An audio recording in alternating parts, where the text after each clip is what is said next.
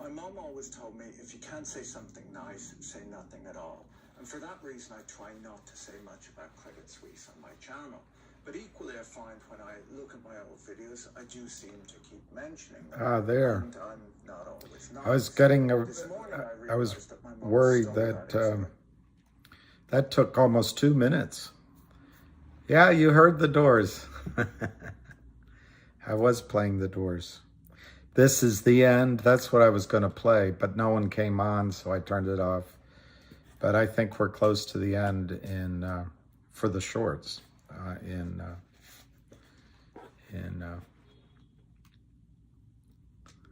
Hey, Rich Fizz, thank you for coming on. Oh, you did? That's great. 270 is good. And Spiny, you know, you can always trade it on the margin, you know. Yes, thank you, Big Orange. I know you might not be a fan of the green. I don't know, but thank you. Happy St. Patrick's Day to everybody. Yeah, I was a little bit slow this morning, but those were good space calls. Quite impressive. Yeah, no margin. Quite impressive. I just watched slightly late. I watched Xavier almost get beaten, and I'm not a huge basketball fan, but these guys play so hard and they're so talented. Hey, William Guzman. Happy Patty's Day, Charlie Brooks. I don't necessarily, let me see if I don't think there's a ham call, but let me check. Normally I get a update, and I haven't gotten an indication, but it doesn't mean it's not going to be.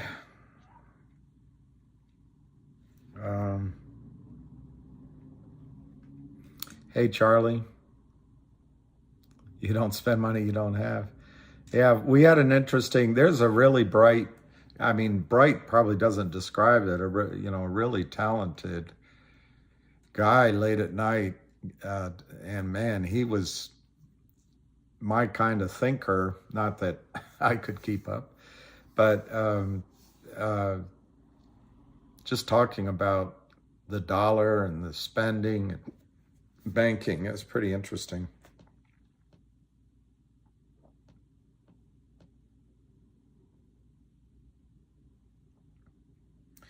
So there's no ham call. He did say, do you think the judge and Southern District of New York waste their time to hear a case? The game starts to move fast. Ask any lawyer who has had a case down there. My good friend was a DA, Ham says. Funny, his last name is the same as the judge in GTII. He said, this is a great judge for us.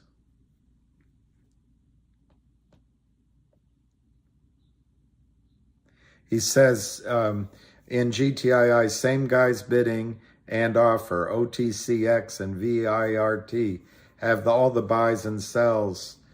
How crazy is that? And then an hour ago, Ham wrote, I keep forgetting about how Alpine has a huge problem.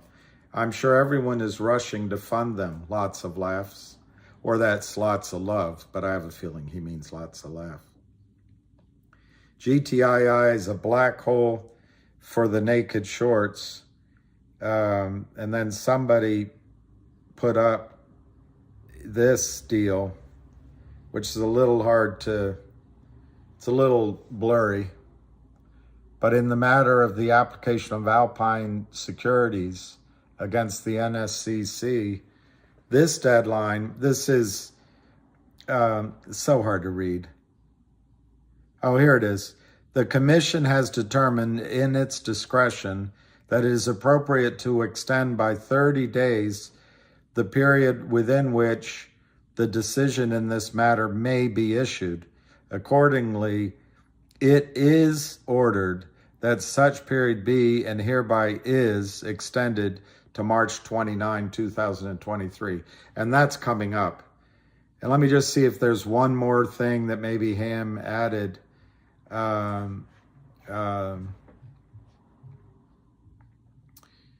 GTII longs, go enjoy. Think about the rats and how the Southern District will eat up this fraud. Counterfeiting of the USA equity markets. The jury will hang them fast. GTII, unlimited upside due to fraud. Courts, 1-2 witness, batting leadoff. The DTCC, at cleanup, the fan favorite, Mr. Mayo, AKA the rat. AMC, popcorn for everyone. All right, 2 hours ago, Ham said, GTII, let's think about what's going on. West files suit, yes. The firms all get served. That means all the broker-dealers. That means the market makers, etc. The firms all get served. Southern District and the judge are real. Now what do the firms let the crooks continue? I am sure the judge won't be happy with that. Who wants to get sued for fraud if you're not the crook?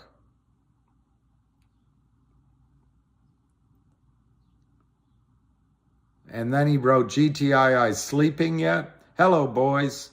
How are your subpoenas doing? I am sure the firms want to know who is selling using their firms.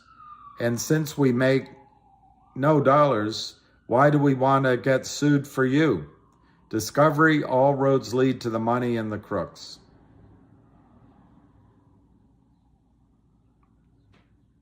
Okay, I'm going to look for one more. Well, I can't, this one, I can't read it now.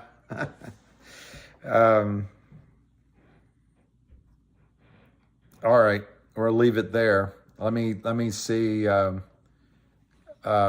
Spiny, we can talk about that, I guess. Let me go back and see what you all you all are saying. Hey, AC, Sergio, Rich, Cindy Lou Who, thank you, afternoon. Big Orange, Charlie Brooks, I don't spend money I don't have, like the government. Hey, Steve Mertz, I guess the news we saw in LGQ was what? Yeah, that's right, but I think there's one more bit. Let me just see. And you bought some more. Great. I think that's good.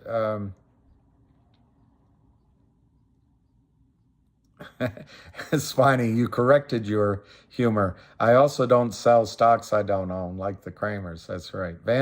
Vanden plays. Thank you. I'm in the green, Vanden. Happy St. Patrick's Day. Rolling on the floor, laughing my rear end off. Cam Man, Spiny, Sway, Wall Street Wolf, VO Warrior, Crooks drove it down, Wall Street Wolfie, yeah, Crooks drove it down 5.5%. But I would, hey, Justice, I would argue they didn't really drive it down. They just manipulated it down, crossing and spoofing. I don't think there was any real selling today. And I'm trying to remember what I was told, but I expect there'll be some either news or actions coming early next week. This filing of the lawsuit and then having the summons, the subpoenas basically, hit the desks of all the firms. It's going to go to the compliance officers, and she's going to tell them, why are we taking these trades anymore? And at some point, the jig is up, or the jigger. Hey, Justice, happy St. Patrick's, crooks everywhere. Let's get some prices around the league. My March Madness bracket is all dead. Okay, I saw that HNRC was up. It's at 22 cents, which, you know, that's not too shabby, but we didn't really focus on it, but it's not too shabby from, you know, around 8, 9, 10 cents. CRTD down 13.25. Soon the hot money will be gone. The hot money is the energy. Maybe. Anyway, 13.25, not surprising. I don't know what else you want to see. I don't want to put up anything controversial. Let's look at GTII. 173, now 9 cents. 521,000. I swear, I think anyway, when I was speaking to somebody at around 11 a.m., I think it was 420 or 470. In other words, it really hasn't been a lot of volume since early in the day. I know that this is going out on the ledge, but I have a feeling that GTII will finish in the green today or very close to break even. Because why would criminals want to carry a short position over the weekend while summons are going all around the street? I don't get that. But congratulations to them today. Logic is up almost a penny, 0.008. It's 140,000 shares, 39 cents bid, 22,000 on the bid, and then the ask is almost 40 cents, 39.8, and it was as high as 41 cents. Now let me just check.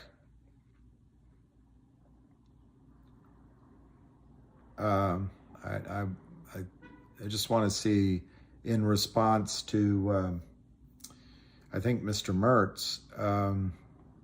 Yep, here, I wanted to show you this.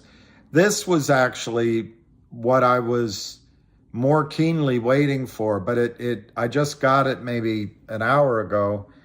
And to me, if I should have waited, because this, Steve, this is equally, if not more exciting news. And I'll read it to you, or I'll call it to your attention. It's the SEC Form 4, filed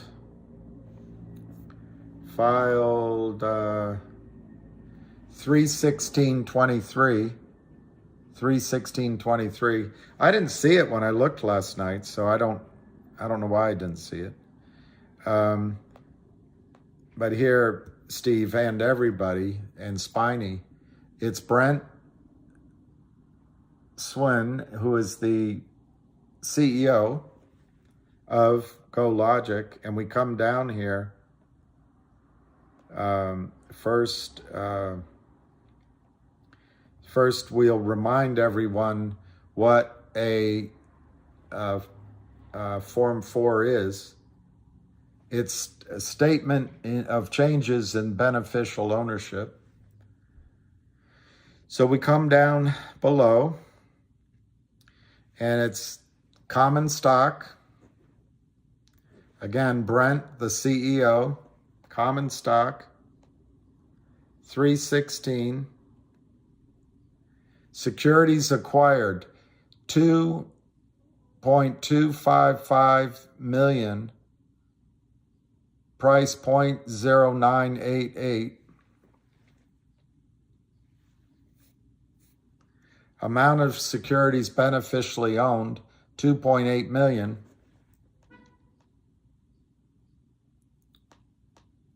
And, oh, I see why, because it's dated 3/17. That's why I didn't see it last night. So he put up money in, my guess is, guys, that this price of 0.0988 was the price that had to be paid to Ionic to acquire all those shares. So Brent put up money himself, and that's a lot of money. That's over $2 million to buy into the common stock. Yes, it's a low price, but remember, Ionic was negotiating the price downward, and then they increased the amount of shares that they were asking to settle, is how I understand it. So yes, it's a favorable price. On the other hand, it got Ionic out of there, and it's tremendous news. It's just tremendous news. Luck of the Irish doesn't understand what that really means. Well, I'm going to think it's the potato famine. I think it's I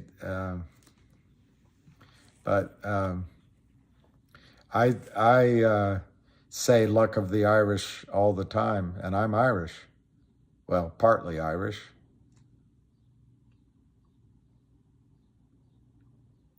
That's great, one Fix-It Man.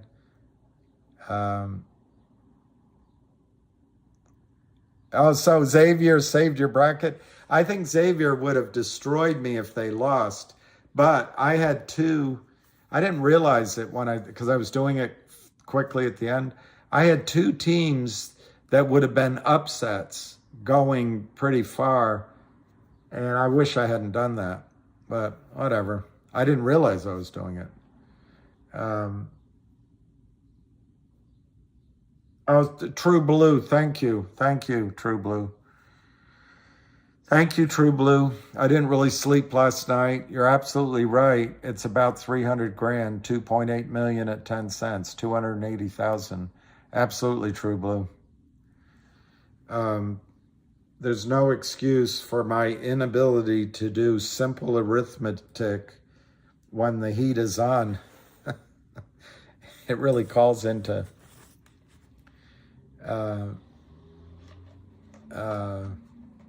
yeah, the sweater. This came from my Aunt Nancy years ago. Luck of the Irish means you still step in dog shit. You're just not wearing your good shoes. Ah, very clever, very clever. I'm putting this light right here to possibly add something, some sort of depth to my rather portly visage. I don't know if we'll do anything. Porcine. Thank you. My Aunt Nancy is my godmother, and unfortunately she is, what's the word? Dementia, I guess. But man, what a person all of her life. She's my dad's eldest sister. He's the eldest, but she's the first. But man, always in a good mood, always happy, always listening for the other person, always seeing good in people, always seeing good in the situation, and also just trusting to the good Lord above. But just an amazing person. Every year I'd get a card from her. This is your godmother, and I wish you happy birthday. Of course, it'd come 3 months late, but that was to one of her. There's no ham today. So I don't know what to talk about per se, unless there's something there. I did want to bring up, and True Blue, thank you. Brent put up almost 300 grand of his own money to buy buy out Ionic. What I understand happened is that Ionic negotiated really hard, and initially, I don't have the exact details, but initially they were going to do a buyout at a higher price with fewer shares involved. But all of a sudden when Ionic first did the deal, they had got a right for a slug of new stock and warrants if they drove the stock price down. in return for the risk they took, the losses they took, which they created in my judgment. And it comes down, they got the first one, but then there was a second one there, and I think it was at 10 cents. And they were working hard to get it down. But I think the negotiations originally centered on the first slug, and then Ionic, and they made progress, and then Ionic said, no, we want you to cover these as well. And I believe that's why the price was negotiated downward, because it was more shares. They already had the investors lined up. And I think that's when Brent stepped in and financed part of it himself. I'm pretty sure I have it accurately, but I will admit I'm making some suppositions in there.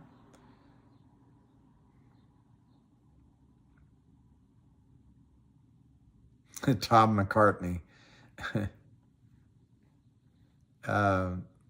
That's all right, Zachariah. You're a the New York Irish are cops and firemen. There's no call today, so I apologize. Hey, Mike Russo, happy St. Patrick. Seton Hall, wow. Yeah, I didn't go to Powerhouse basketball or football team school, but it's fun. Anyway, it's 3:23. I'm going to predict GTII will close higher than where it is right now by the end of the day, possibly in the green. It's 522,000. It's just simply no volume. 172 by 173. This news with the lawsuit and the subpoenas couldn't be better, and I think it's going to dry up the selling, and then I think the compliance officers will possibly just basically help us by making sure that every order they take is from a legitimate source. And then all of a sudden, we're going to see some differences. All right, bye, MKC. Thank you. I'm sorry there's no ham call. He's going to Asia. Now, I'm going to do something, if you guys will allow me to do it. There is a gentleman out there, he might be watching and he may not. So I think I'm going to do this, depending on how long we go, at least one more time and possibly another, because I'd like him to hear it. I don't know this gentleman, but I heard third hand that I really was in the wrong, and probably more than once. So I want to put out a sincere, heartfelt apology, and I take complete responsibility. I was in the wrong, and I'm shocked and horrified at my own behavior, and I ask forgiveness. And so I want to apologize to David Salk and others. I assume there must have been others that I have offended and that I have stepped way out of bounds. And I don't, and I'll address, I'll use one word. I don't want to go into specifics. One, I don't want to cause any more harm. And secondly, I don't want to start blabbing, because I don't want my apology to be some sort of mealy-mouthed apology. I am sincerely regretful, rueful, and I apologize. I do not tolerate anti-Semitism in my life, And to think that I even approached it or crossed the line more than once, I'm gonna have to do soul searching. But Mr. Salk, I just, and everyone else, mea culpa, mea maxima culpa. I'm sorry, and it won't happen again. If it does, I'll take myself off the air. Thank you guys for listening to it. Okay.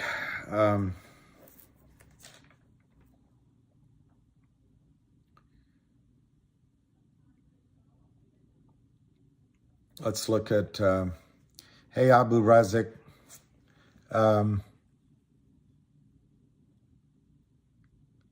Steve Mertz, I've been mean to you. Yeah.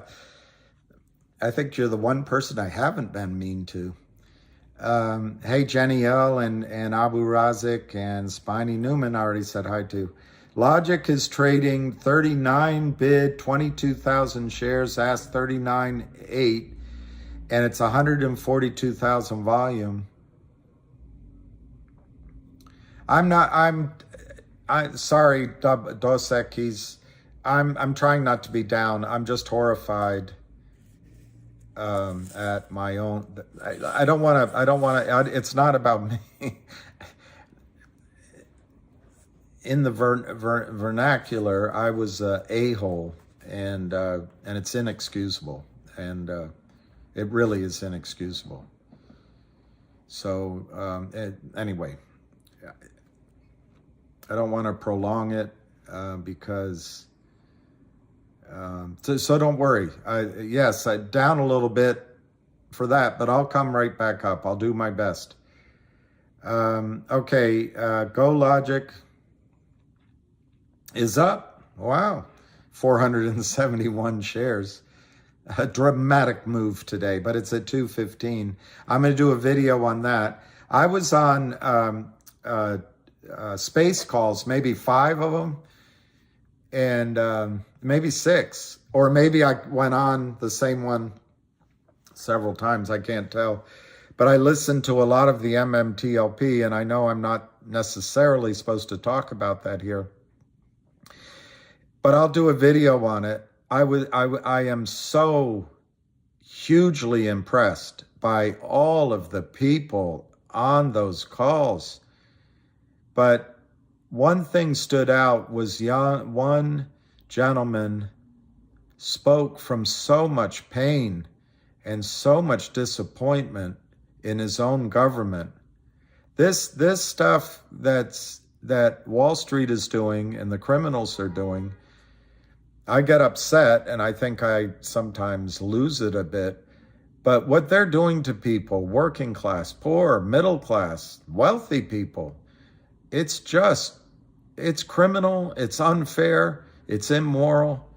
And I just hope that because of the efforts of you all, Mmtlp, HAM, and Gtii Army, and everybody, that we can not only make money for everybody, we can help some companies. Like HAM says, we help one, we then start helping some others.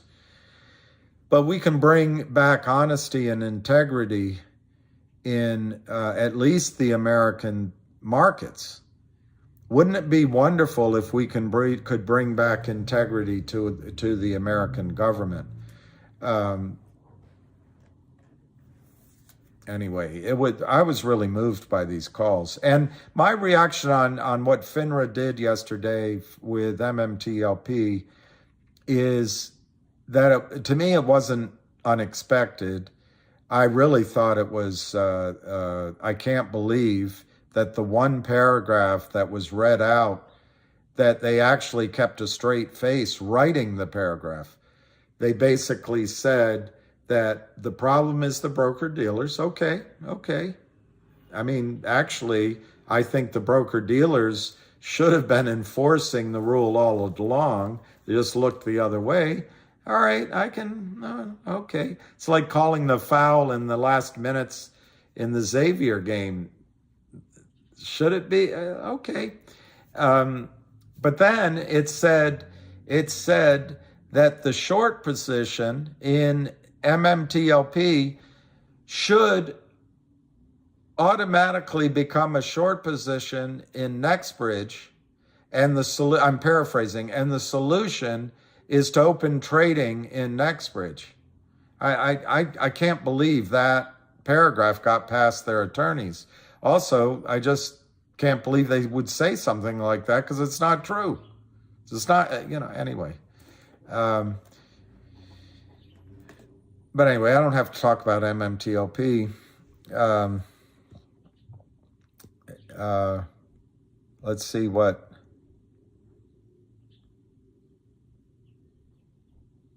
Dos Equis. Oh yeah, Steve, I can go through that. I'll talk about logic again quickly. I did the video, but not everybody saw it. But I'm okay. The best insult, Mark Maddox. Did you hear? Oh, I can't remember that one. Who's the Irish girl who stayed out all night? Something like that. Patio furniture.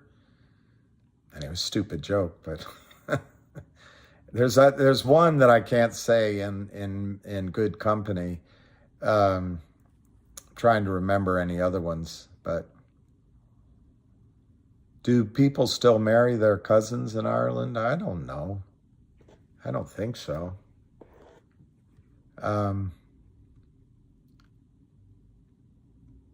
What's this? After GTI squeezes, will you keep shares? I don't know about that, Tobias, the Wolf. I think I might. In other words, if one of my last trades is too high and it doesn't go off, I may just keep it. But I reserve, I guess what I would say, it would depend on if it becomes the 1-800 law firm, which it's going to, it looks like, in a week, approximately, which is massive.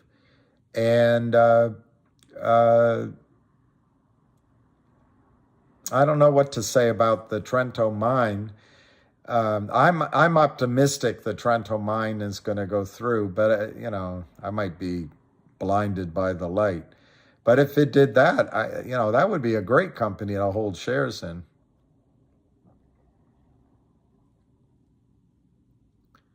Wow, Dos Equis. I talked to a guy in the ombudsman's office, I guess, for FINRA, and he said short shares are a NextBridge problem. You mean Newbridge? I'm sure that's the typo. It's just not true. NextBridge has no responsibility. They fulfilled their obligation. It's just not true. But it showed, before you got upset with whoever you spoke with, I would submit to you, he just doesn't understand the problem, number one.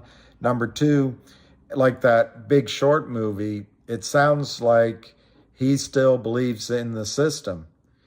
And number three, which relates to that, I just don't think he understands just how corrosive, pervasive, I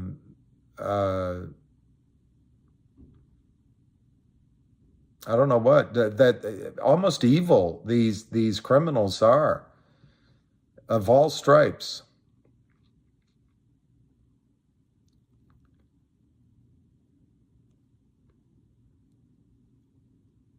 Look, sheep are sheep cousins-in-law. Ziggy, I see a similar pattern with GTI I saw with Naked GME and AMC, the wait and hold mentality. But now 2 to 3 years later, I see everyone who waited and held are holding bags. How is GTI different? Well, Ziggy, I'm not a diamond hands guy. Let me just quickly, so I can let go of this.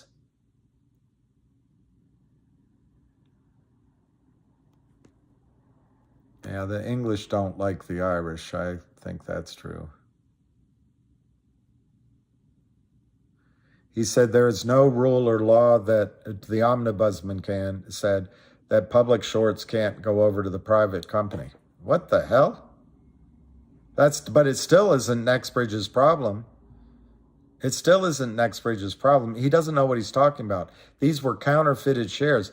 But at Dos Equis, what it shows, Dos Equis, is if the shares were going over to a public company, because that was part of what they wrote, the system is set up to move counterfeit shares over in the same name. There's a couple of companies, I'm not going to mention their names, that you witnessed. When those shares move over,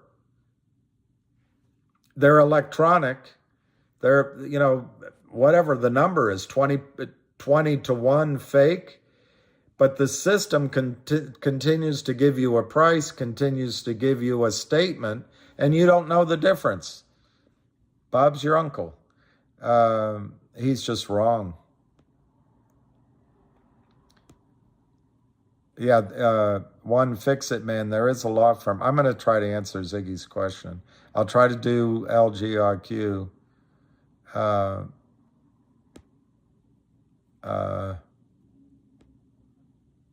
Ireland, which part of the UK is that?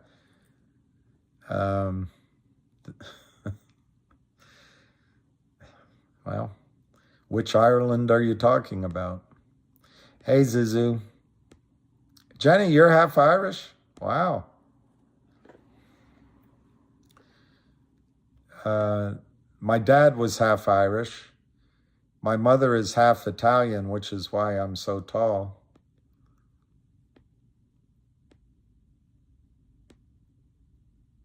Oh, Lordy. What's missing from 4 Irishmen? A 5th. That's not very. Hey, Christine. I hope you have fun.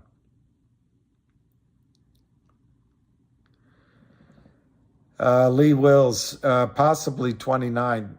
They failed to meet fines at 1% a day interest, maybe. Well, that's what I read. It's a fine and it's not that much interest. But what I expect, Lee Wills, is that more importantly, they can't stall on the deficiency that was specifically stated to be a concentrated position naked in Gtii. I forget the exact words. But we're in uncharted territory. I've never seen anything like that before specific. Did Berta, How I Met Your Mother, did Berta or Flamethrower release their response to FINRA that he talked? I got to look, actually. That's supposed to come out today. Let's look. So I got to write down 3 things. One is Steve Mertz is asking about logic.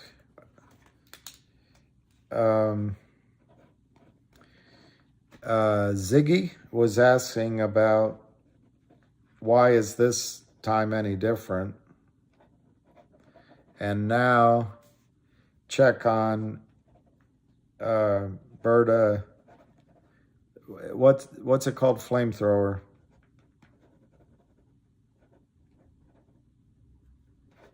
News, I guess I'll call it. That's what I think, True Blue. There was some difference of opinion, but I'll read what you said. Nextbridge is going to benefit from this entire situation, and each shareholder will get paid exactly the same amount. That's what I think. Big dollars for all. I've come to be willing to accept, True Blue, that they might do something gray market-ish or something that for people that are just want to get out and at any price, they might reduce their overall payout because some people just want to get out. It occurred to me when we were talking last night that what's happening here, when you have a perfectly free market with honest supply and demand, which includes, real shorts, borrowed, located shares, uninterfered, you solve all the problem. You figure out, some people want to get out inexpensively, others dearly, and it just magically handles it. But here, a bunch of bureaucrats, and literally, when you think about it, it could be 200 or 300 people, plus their lawyers, involved here.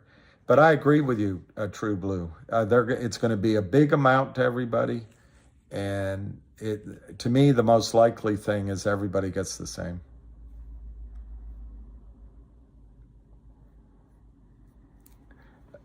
Dos Equis, the guy named Jack who was in charge of talking to us at the 240 area code Terry Yonker gave out. Terry Yonker's great. No, I believe you that that's what he told you. Don't get me wrong, Dos. I didn't mean to imply that it was you saying something wrong. I think that guy just is. I mean, it's just preposterous on its face. It's just preposterous. If that were true, by the way, Dos Equis, why didn't they put that out in a news release on Friday morning, the 9th? If that's one, accepted policy, and two, is such an obvious thing, why did it take them 90 days to come up with that? Hey, son, silver-haired. White. What I have left is white.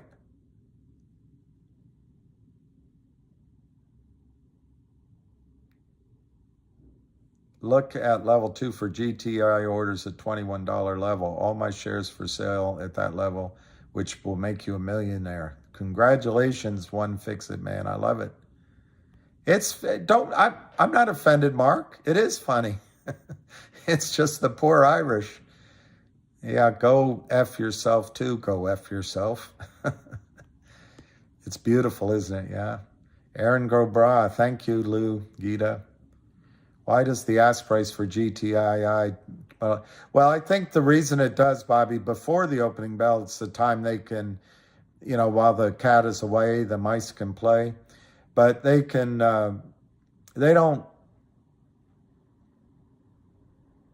largely, they're not executing trades at the ask and the bid. They're trading in between. And in my opinion, they're moving money around to strip pennies, teenies. I always thought it was steenies, but whatever, teenies. Just little bits and pieces of every trade, and that's how they take money out of your markets.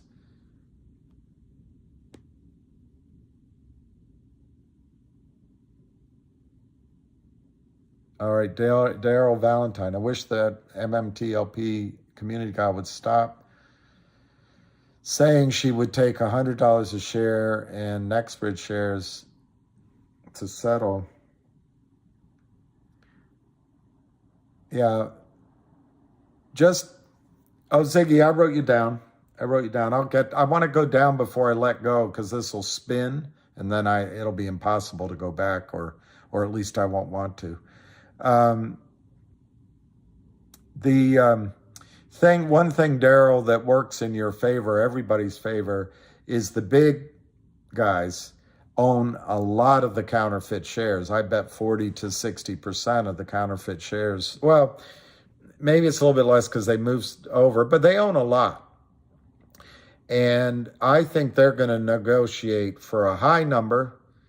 And when they settle, it's going to be unlike other insiders that in other situations, I think they're going to say, all right, we struck the best deal we could, but before we sign, this deal has to apply to all shareholders, everybody out there. So I think whatever Anyway, I'm going to do a video on MMTLP. I probably will. I won't forget. Hey, reader. The French are protesting pension reform right now. Those silly Frenchmen. I don't know, Pit Lolly. Yes, they are, but I don't know what's going to happen in our country when pensions go pear-shaped. A house is made of wood and beams. A home is made of love and dreams. That's very good. Or as Elvis Presley sang, a house built for two just isn't a home when it's lived in by one, oh, one lonely one. It starts, it's one of the most heart-wrenching starts of any song. I told her to leave me alone, and that's what she's done, just what she's done. Men, we all make those mistakes. Are we any closer to GTII mooning?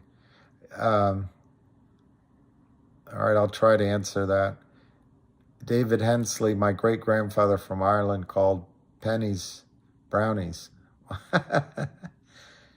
I guess they're copper-colored. Well, remember Sam O and Dos Equis, this is a lot of money. And FINRA doesn't work for you. They work for the broker-dealers, and spreading misinformation in kind of an innocent way and putting out crap statements that don't make any sense might be to get us all scared and we just want our money back. They're trying to lower what they cost.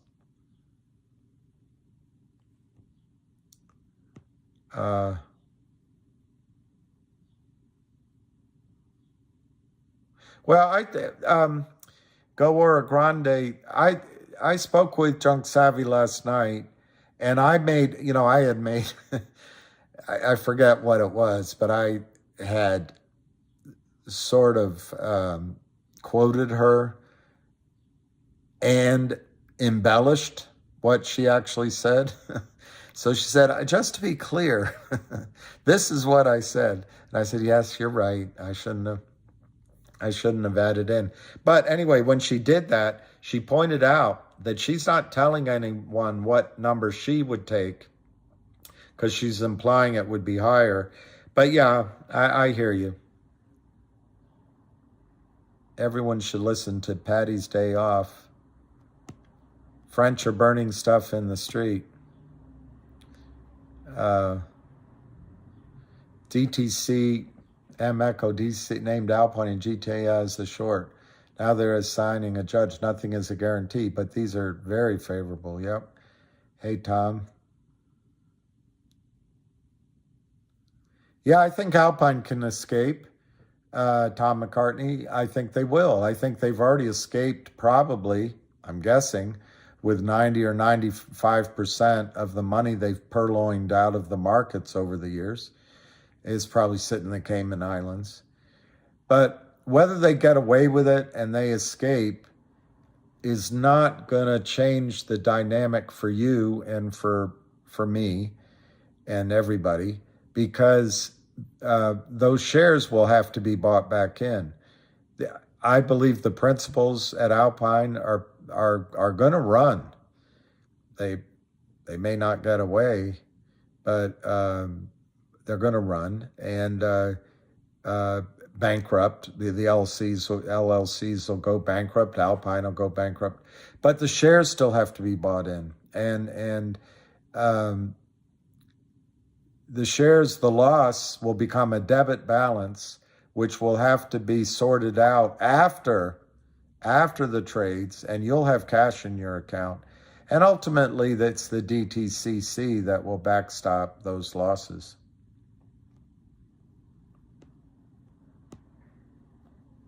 Hey, Wizard Gray Balls. I should take the 9 p.m. hour on CNN. I don't know if they'd I don't know if they'd have me.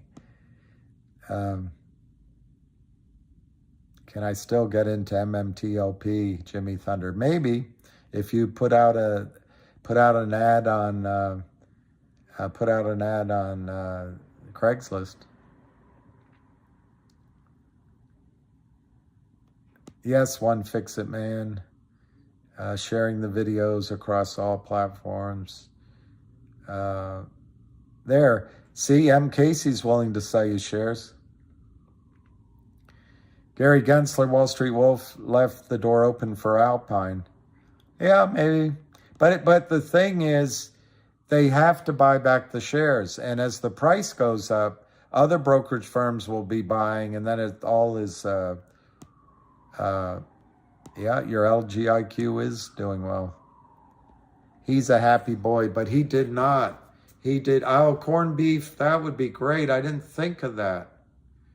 That was my father's greatest dish, and on St. Patrick's Day or other times, we'd go to a pub, and he would have corned beef, boiled potatoes, boiled vegetables, and he'd love it. I think the corned beef was boiled. All right, I got to answer these questions. But let's get the prices first. It's going slowly. Hey, lucky boy. Hey, lucky boy. Hey, lucky boy. He looks pretty sad.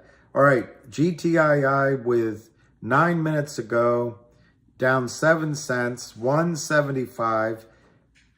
Still only just over 500,000 shares, 535,000, 175 to 176. We'll see if it gets closer to green or flat. It gets closer to unch by the end of the day.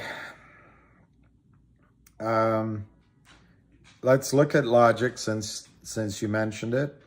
Wow, 41 cents, $1.61, and it's pretty good volume, 161,000 shares. The bid is 39 cents, 22,000 shares. That's not bad. Hey, Lottie Lotta, that's not bad.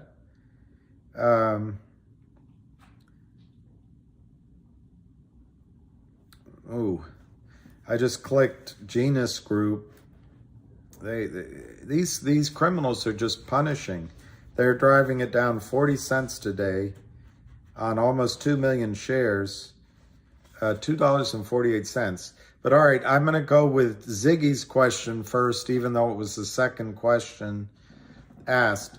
Ziggy's question is, GTII seems a lot like AMC and GME, and people have been in it for over 2 years, and they're getting to be diamond hands, and it doesn't look any different than AMC or GME, and basically everybody holding on for a rally, just deluding themselves, and the criminals, I guess implied in the question, is that the criminals have an unlimited ability to crime, and no one at the SEC is going to stop it. There's no market force that's going to stop it. There's no legal force that's going to stop it. There's no integrity anywhere on Wall Street. And I guess the implication is further that guys like Ken Griffin and is it called Virtue? There's another one that begins with a V.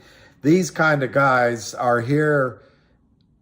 I'm not speaking for you, but you're implying that the guys that are manipulating AMC and GME so effectively for themselves are probably in here with GTII doing it, not Kurt Kramer and Alpine.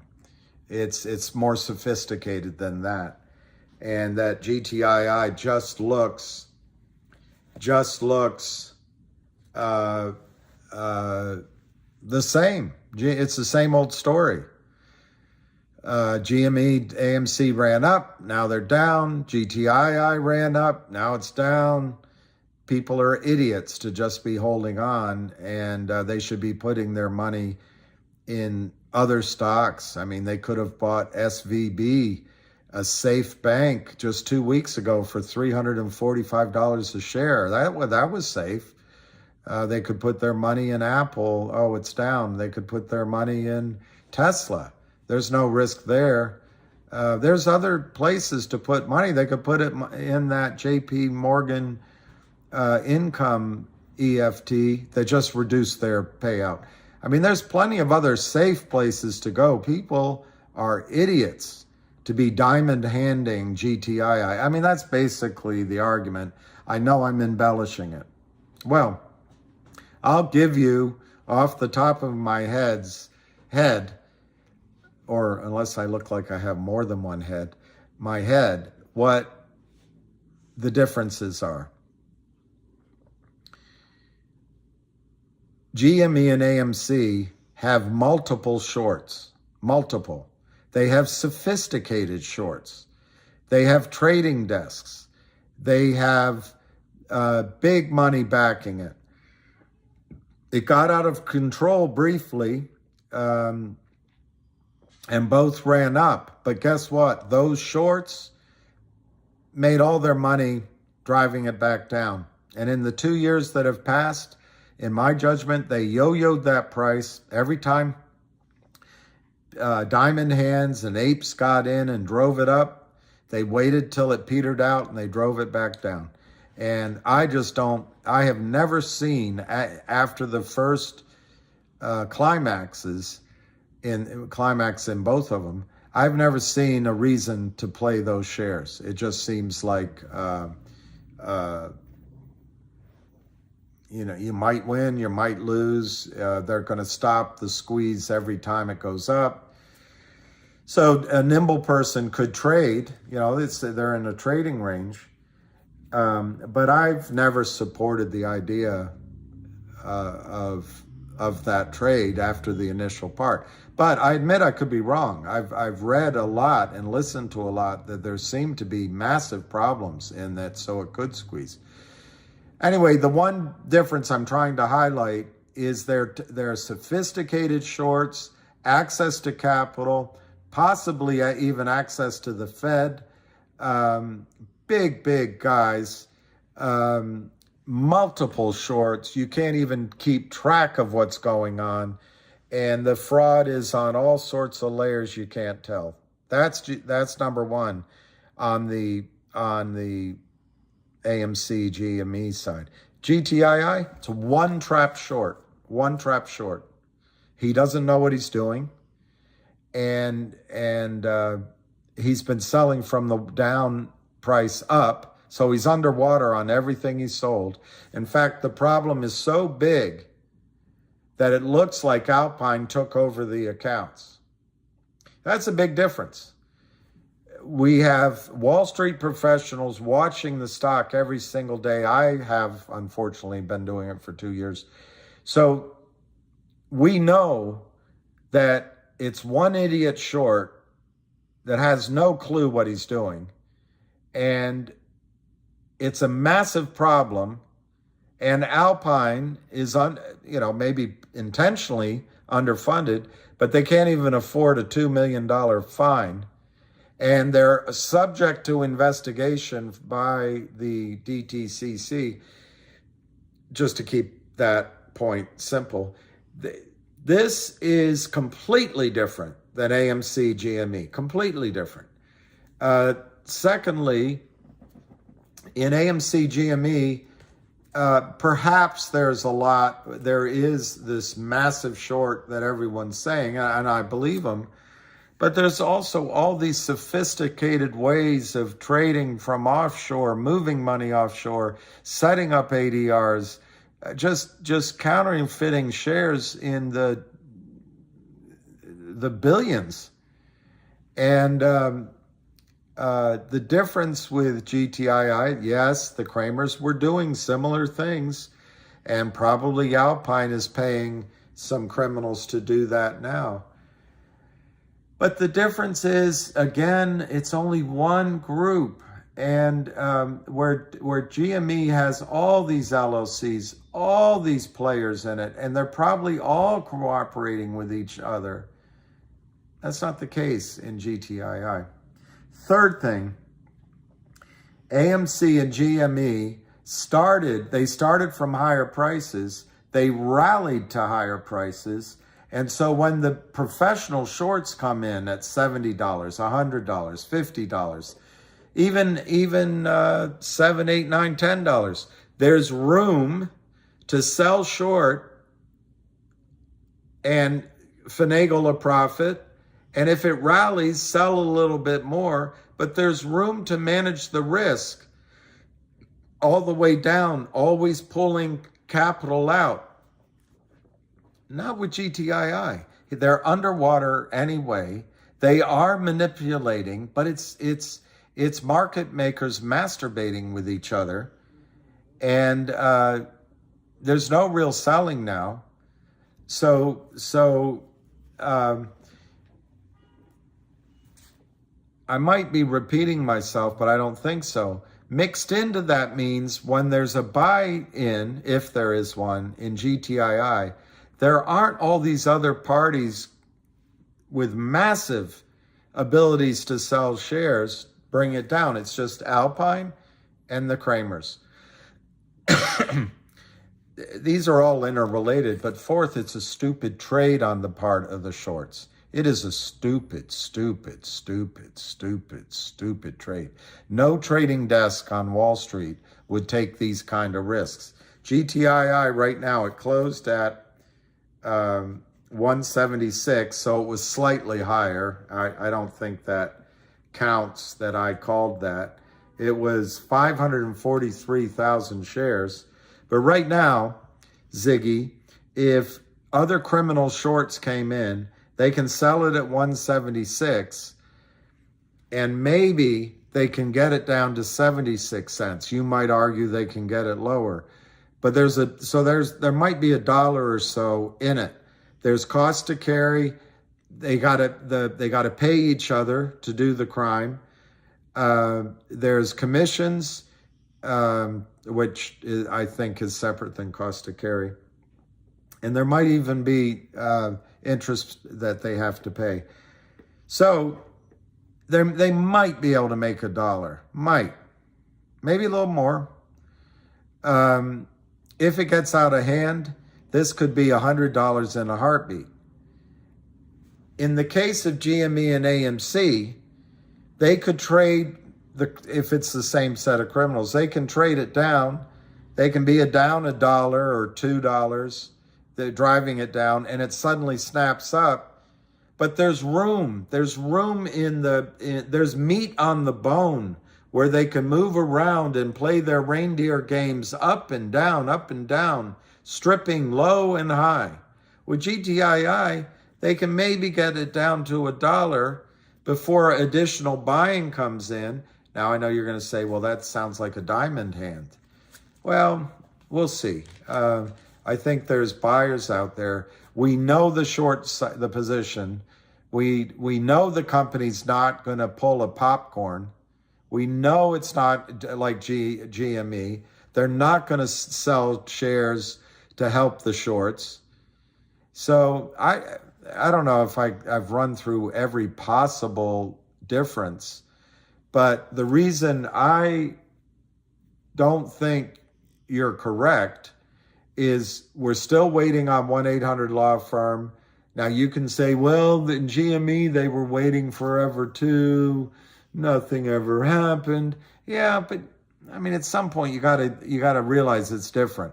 1-800 law firm needed 2 years of auditing And after they went past December 31, they needed another year. It's annoying. One 1-800 law firm had a lot of lawyers involved, so it took a lot of time.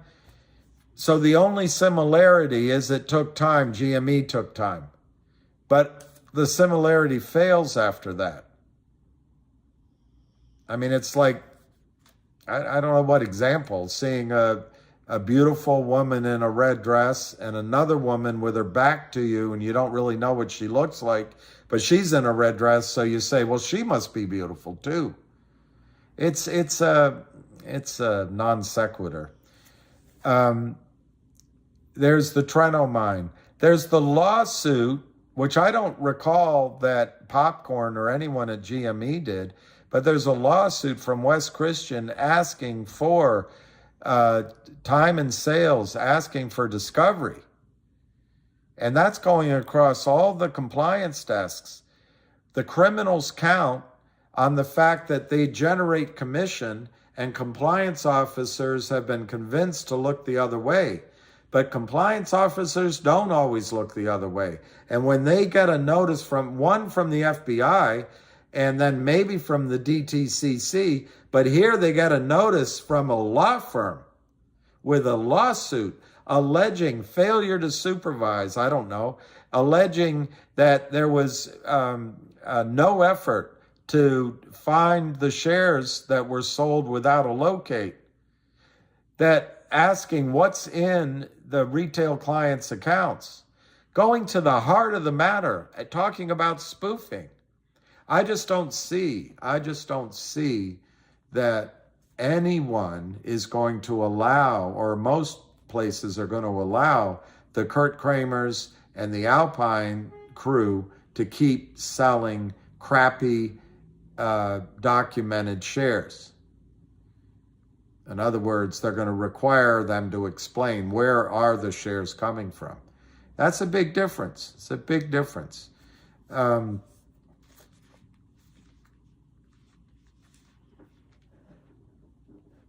I thought of something, but it popped out of my head. I think it's night and day. I think GME, AMC versus GTII are night and day. I understand, Ziggy, why you're saying that it's 2 years, 2.25 years, and everyone's an idiot diamond hand and they better just get out. I see that, I flip that on its head, Ziggy. I flip it on its head. And I know out there, Matt E. just had another shot of liquor because I said your name for the 4th time.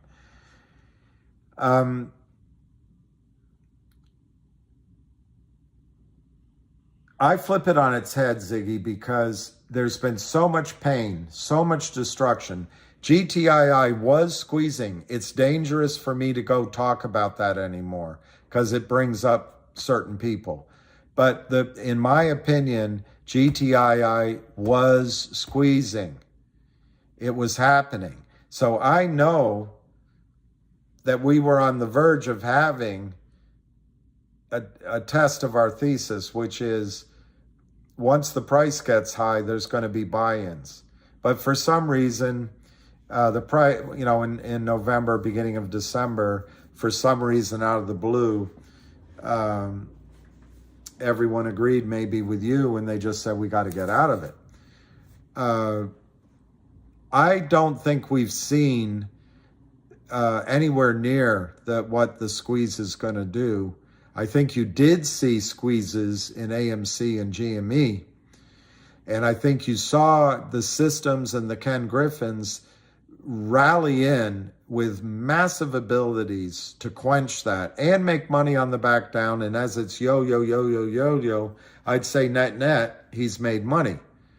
I don't see that happening here. When this runs, no one's going to jump in and save the Kramer's ass or Alpine's ass. So if I've left something out, all I can say is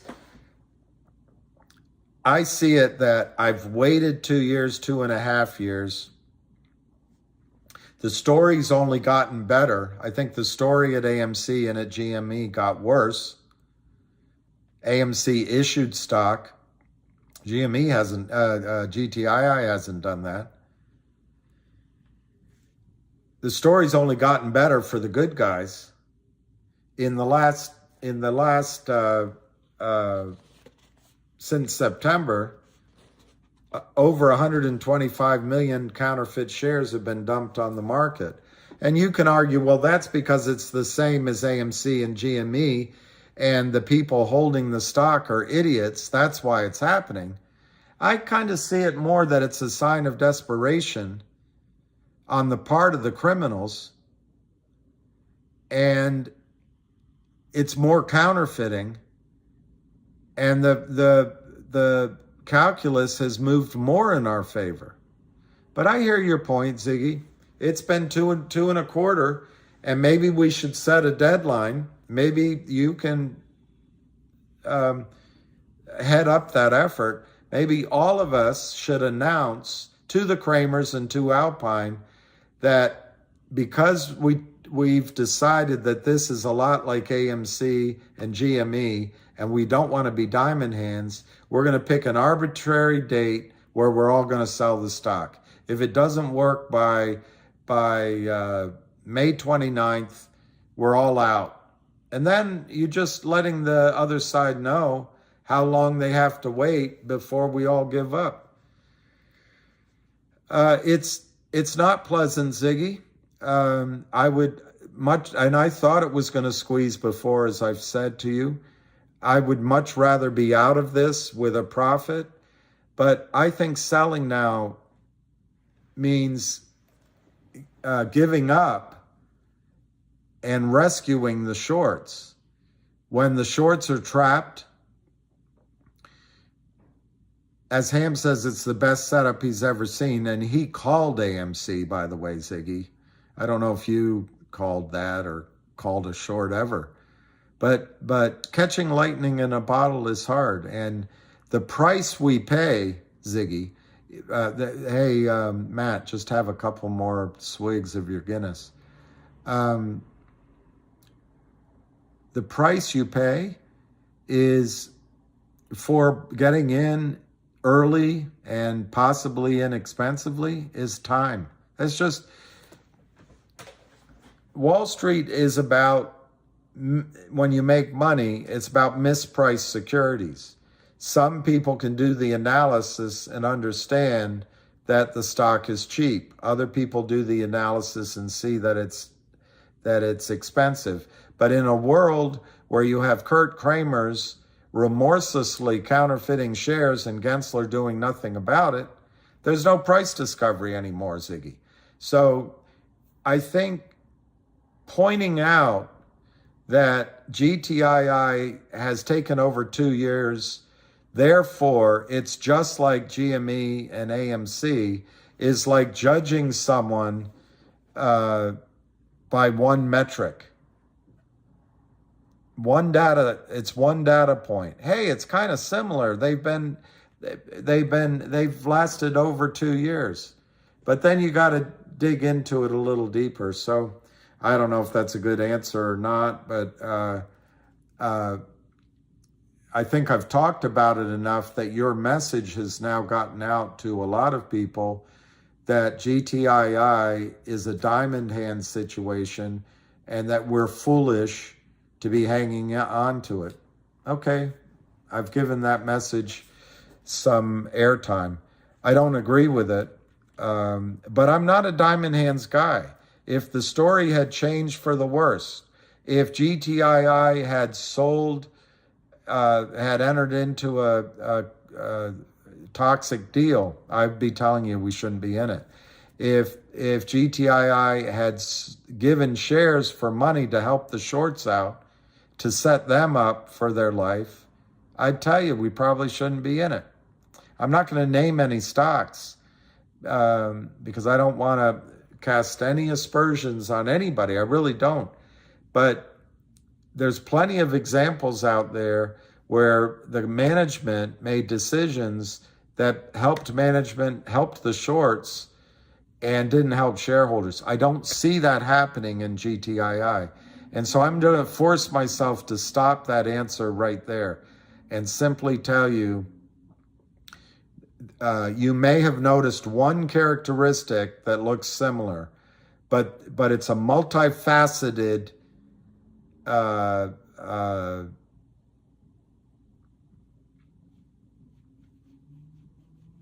situation. GME and AMC have multifacets to their situation. GTI does as well. And I think you might be right on the one factor of time, but on a dozen more factors, I don't see any similarity to AMC and GME. So I'm going to stop answering because I think I'm running on way too long on that. But as a White House spokesman would say, thank you for your question. Or, that's a good question, Congressman. All right, somebody asked me about, I have to check on John Berta and Flamethrower. I'll have to check after I answer this question. All right, so Mertz asked me to talk about LGIC a little bit. I just showed that Brent and True Blue corrected me. Brent put up almost 300,000 to buy into this purchase, but I think the main drivers from here for LGIQ, which closed at 43 cents. Wow, 43 cents, up 4 cents, 10.26, 161,000 shares. That's pretty good. I think, Steve, I'll answer your question. I think you asked me, where do I think it's going? I think Logic in the short run, and this isn't advice, you have to do your own due diligence and thought process. But I think in the short run, Logic's going to go to 80 cents, $1 range. And what do I mean by short range? It could be Monday or Tuesday, could take a week. I think the only thing that is keeping pressure down now is there was, and I might be confusing this with GoLogic, but I'll say it anyway. There might be one person who received shares as compensation for being an employee who left, and those shares had a year wait on them, and I think he is selling them now. It's not a lot of shares. It's finite amount. And that might have been some of the selling today. Logic is subject every single day to these 3 or 4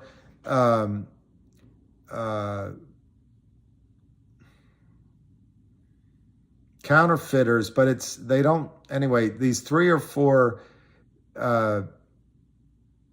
hedge funds that LLCs that invested in the Neo exchange deal. These 3 or 4 funds have a few warrants, and it allows them to exercise their strategy of either going long the stock without money during the day or shorting it during the day without money, day trading, and doing it rapidly with computers over and over and over again, like mosquitoes or gnats, taking out tiny little bits and pieces over and over and over again all day. I'm not smart enough to recall the reason why, but their strategy limits them to a certain percentage of the trading volume each day. So often you might see them sell it down in the morning and then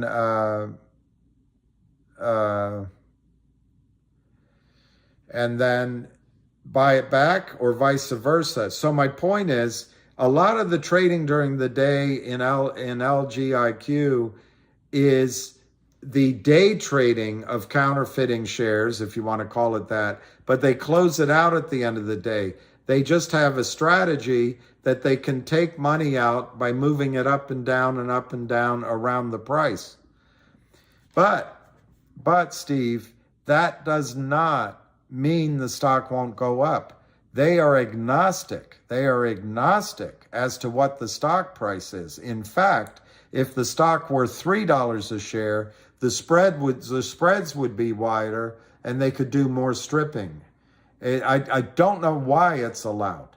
It's just so criminal.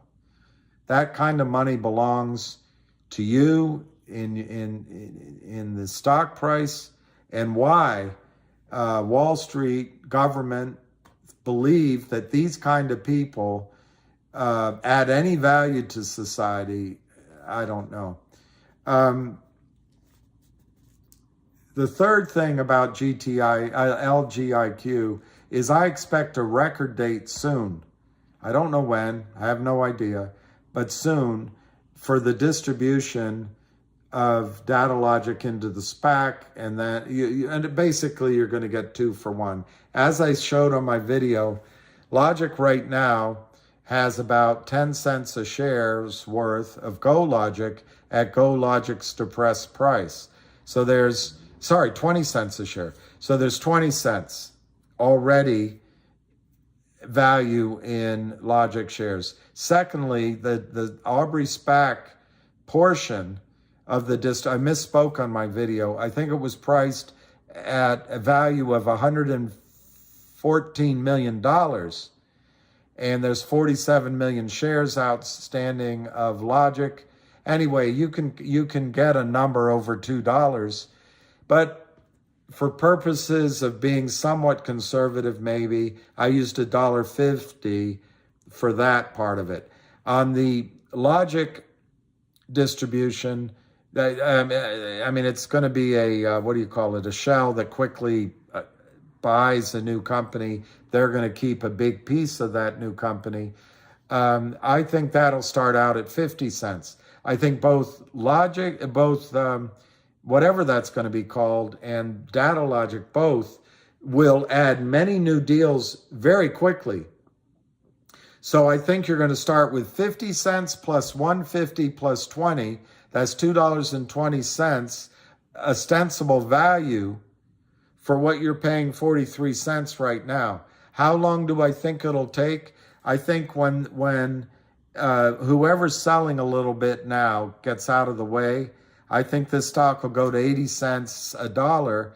And then I think there will be chatter about the record date, about the new deals. There might be research, some sort of research. But when there's a realization that Ionic is no longer selling, I think the stock can go to $1.25, $1.50, fairly reasonably. I don't know, by the middle of May.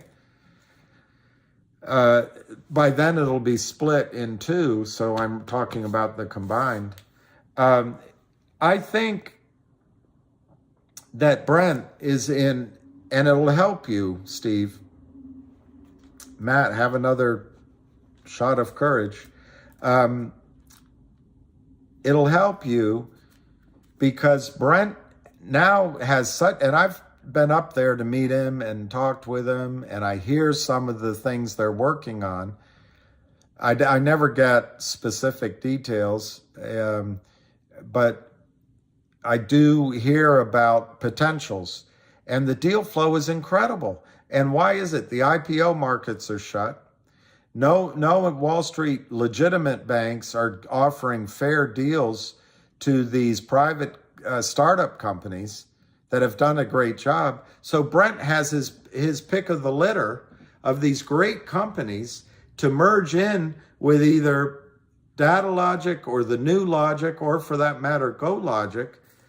And I think you're going to, we used to call them roll-ups. You would roll up companies, but I think you're going to see accretive mergers. Accretive means additive to earnings, additive to profit, additive to revenues, additive to sales. And you can't measure it, but additive to management team, additive of skilled people, motivated people. I really see Logic and its spin-offs as a way of getting back at the corruption of the system, because all the companies and the situation, they've been depressed and their valuations are depressed. Logic can go in and mine the field for the best of those situations, and it redounds to you because, you know, like Mrs. Pac-Man, they're just gobbling up all those juicy points. So anyway, I think Logic, near term, I told you maybe $1.50. As the year goes on, $2.50 to $5, maybe $8. It could be a lot higher, but I think the company had announced that their revenues will be, as we leave 2023, the running rate of their revenues, their goal is to have it at 100 million. I think it's going to end up higher. So I'm optimistic that Logic can get to $8, $10, and $12. So that's a long answer, but that's my answer on the Logic question. Let me just see if Flame, you know where I'll go? I'll go to Twitter. Because if they release something, it would be on John Berta's Twitter. Okay, Steve, I'll read that. I'm not ignoring you. Not ignoring you.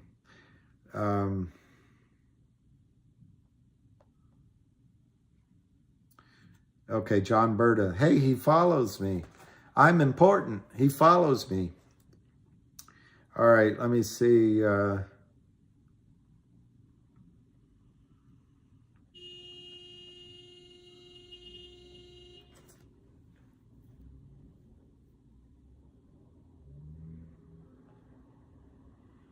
No, I don't see, and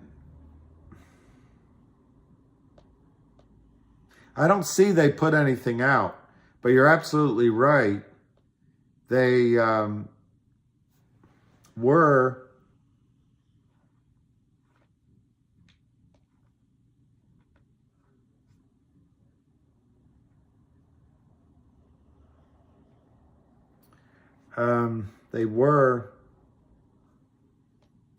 expected to this morning. So no, I don't see any news. And if you find something, tell me where it is and I'll comment on it.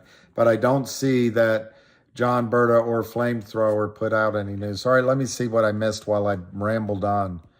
I'm a rambler. I'm a gambler. I'm a long way from home. I forgot the rest of the lyrics. Best way to remember a lyric is to try to sing it. But then you annoy everyone on your stream with terrible singing. And then Lou calls you Singing Bill.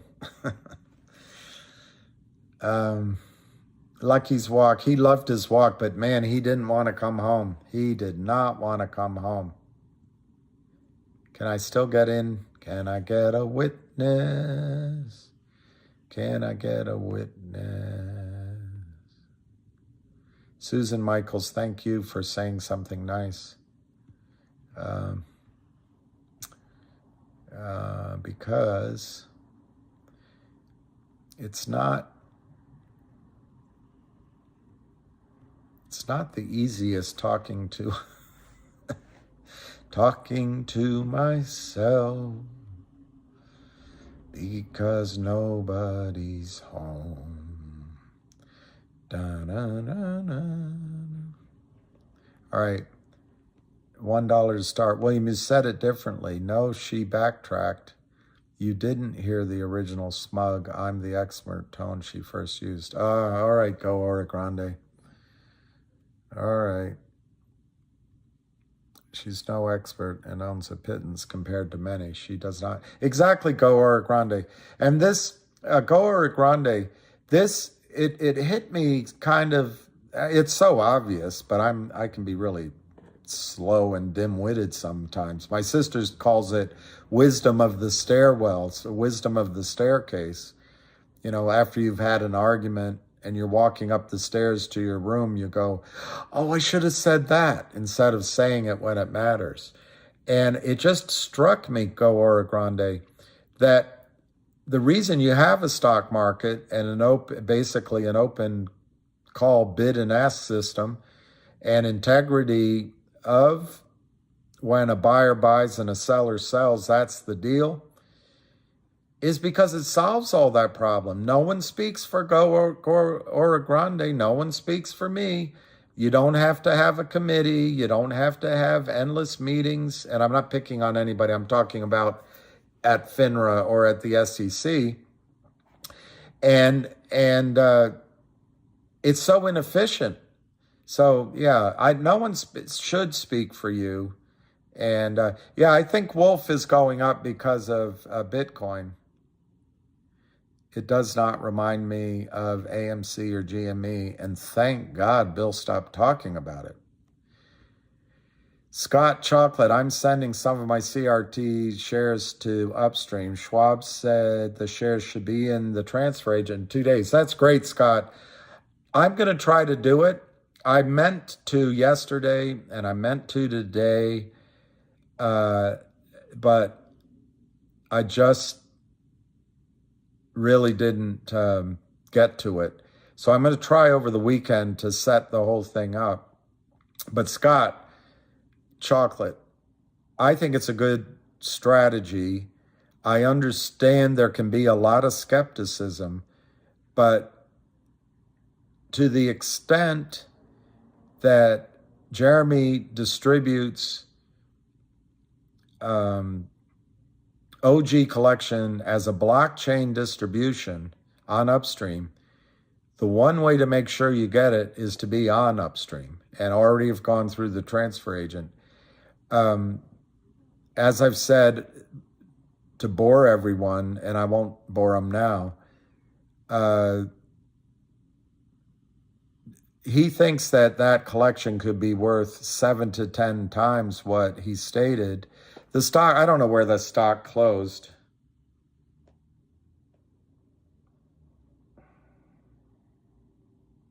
It's probably depressing, isn't it?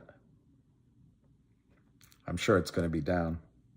Yeah, it's at 12 cents, 11 cents on the bid after hours. And, you know, Jeremy's going to get his wish. The hot money will be gone. But I think Jeremy is fighting. I think Jeremy has a good company, and I think Jeremy has a good strategy.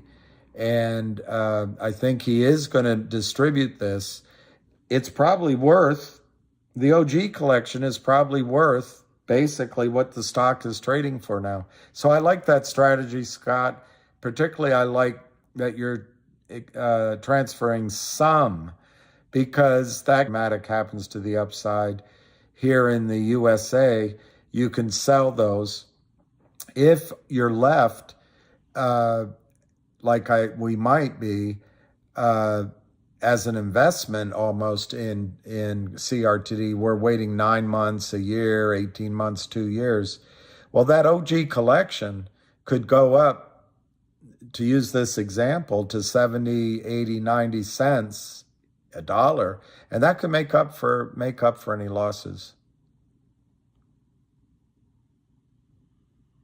I'm risking $2 million on the Mega Millions. Well, GME at these prices, I don't want anyone to listen to what I say about AMC or GME. I wish everyone the best with it. And I actually started getting excited when I heard some people recently.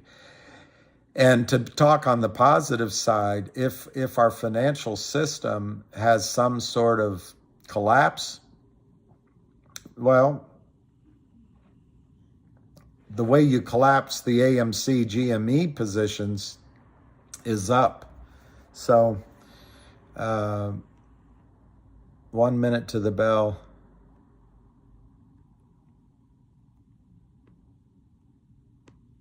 Pecos Bill, in your past experience, were you ever successful? Well, it's interesting, Pecos Bill, you never knew. I've never been in something exactly like this, but you never knew what got it going. But when I was in front of screens and all that, you didn't have this kind of counterfeiting and this institutionalized theft going on. So that's why you don't see it so much. But we have seen it. And everything that I suggest that you compare it to, there's always a boo bird that says, well, that wasn't a squeeze, or that's different for that reason. Well, yeah, each one is different. Each one is different. You never really know what gets it going, but the common denominator is they cross a line where margin clerks start, well, on my case, start buying in the share. In our, sorry, I got it wrong. In my case, it would be sellouts. But in the squeezes, it would be buy-ins against the shorts. Where I saw it most was actually in the oil and gas business, but I saw it in biotech and any company who, like companies that got, and I can't remember all the names, companies that got approval, or companies that won the space on the federal airwaves. Anyway, anything that changed the story, the valuation story overnight, you would get these huge, huge runs. Joshua, what's the next big catalyst? I think it's 1-800-Law Firm, and that's in about 10 days. And Discovery. In for a copper, in for a pound.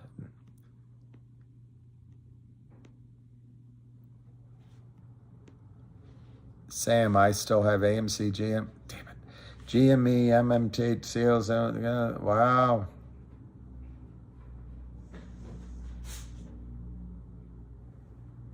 Well, that's right. The shorts run everything. They have lawyers that work with them. They have LLCs. If one doesn't work, they bankrupt that.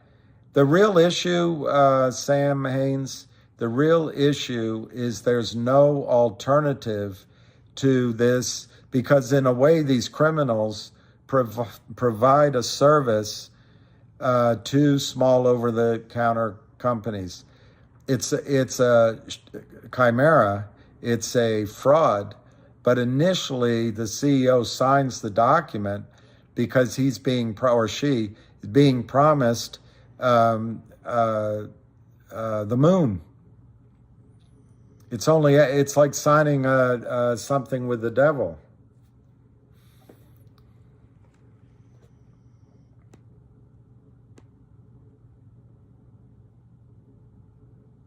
Why are they still shorting, and when they know a lawsuit's coming? Because it's the only thing they know how to do. And they're doing it at this point in LLCs they're going to burn anyway. They're going to walk away. And it looks like the Kramers are out altogether. So one other reason they're doing it now is, and I've explained it before, and I don't want to bore everybody, but if Alpine calls 6 of their friends to come short this, help us out, 6 different LLCs, LLC 1 starts selling at 220, gets it down to 2, LLC 2 starts selling at 210, gets it down to 2. So LLC 1 buys shares from, let's say, LLC 3. LLC 3 sells LLC 1 shares at 210. And you know, it's hard to quickly make them all up, but the point is, in LLC 1, where there's a fail to deliver, all of a sudden you close it. They started selling at $2.20, they close it at $2, and that LLC has a profit of 20 cents, which can be distributed amongst the criminals, and they can wire it offshore, and that position is closed. And then it rolls over to 2 and 3 and 4 and 5. And as long as the rules aren't enforced, they're just stripping money illegally out of the system. And who does it hurt at the end of the day? The money that's in the account at the prime broker, and then it's the DTCC, and frankly, it's you. But we go on with it because banks are too big to fail, and therefore we all have to accept the cost of socializing the cruddy decisions they made. Herman Hartner dumped CRTD and waiting for clearing to get into GTII. Can't help but buy into lawsuits, stocks with lawsuits that might work to expose corruption. I like that. Sam, Mmtlp is one screws me again. Stream Benji, Crime Talk. DD, they short any news, good or bad? Absolutely. All they know how to do is sell. It's what they do. It's all they do.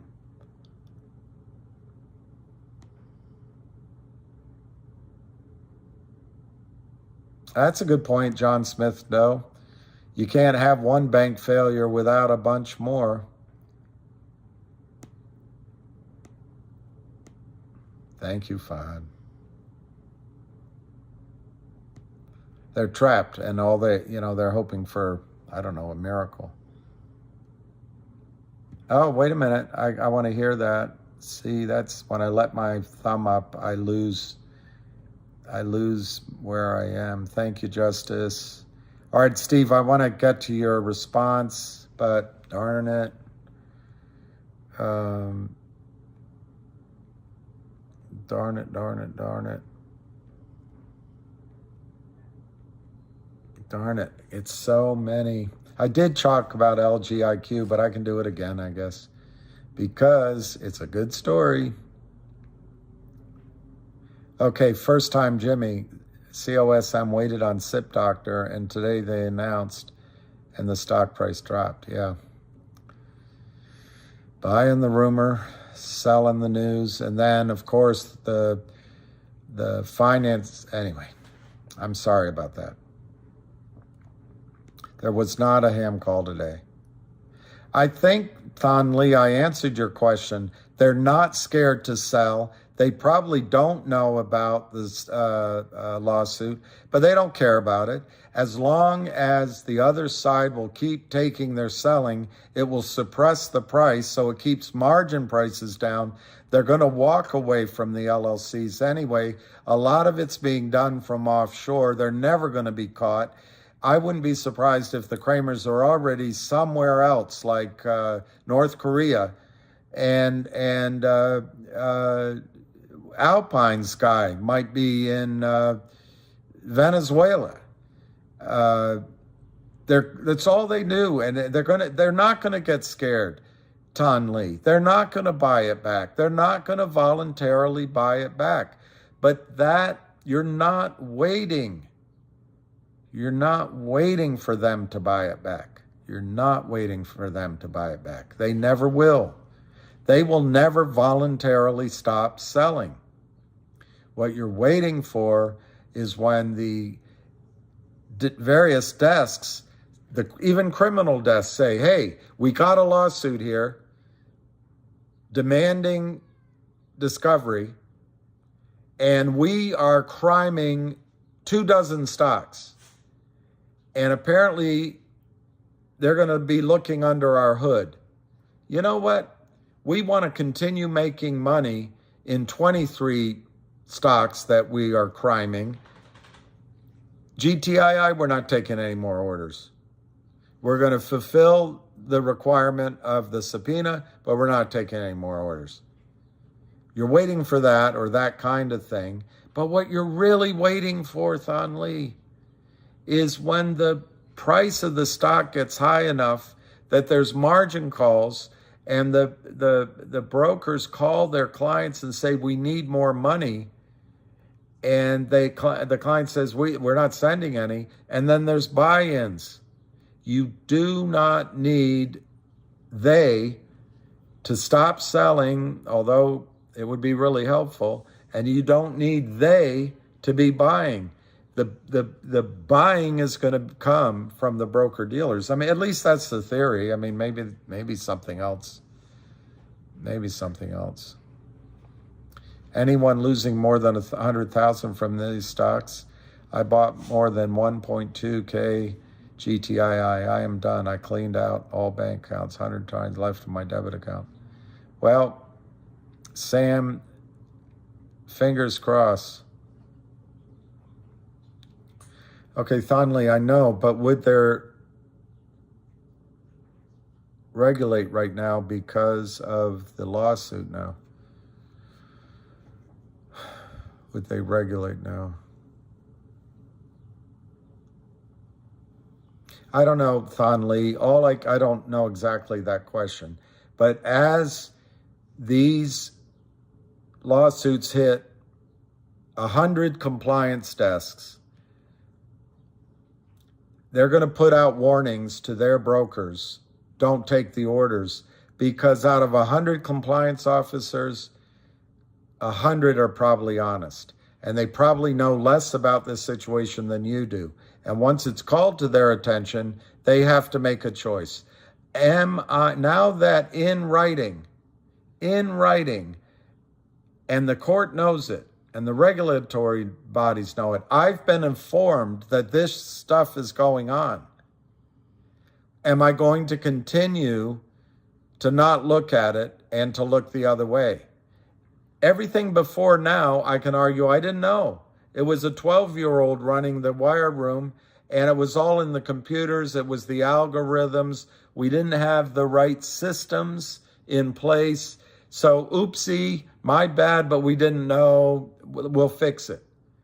But once there's a law firm that says this is what's happening and there's eyes on it, they're not going to want to do that anymore. They're going to say, do I continue to protect Kurt Kramer and Seth Kramer and Charlie Mayo? Is it in my best interest to protect the crooked Alpine securities? Or should I follow the law and make sure I don't get charged with fraud and go to jail? That's what I think you're waiting for. I think Echo, you're right. They'll keep. I did, Steve, talk about it, but all right, Stream Benji, I'm delusional. Okay, well, I've been called worse. Herman Hartner, unlike Alpine, I got a warning from my broker to clean up my over-counted long position in Nextbridge hard across the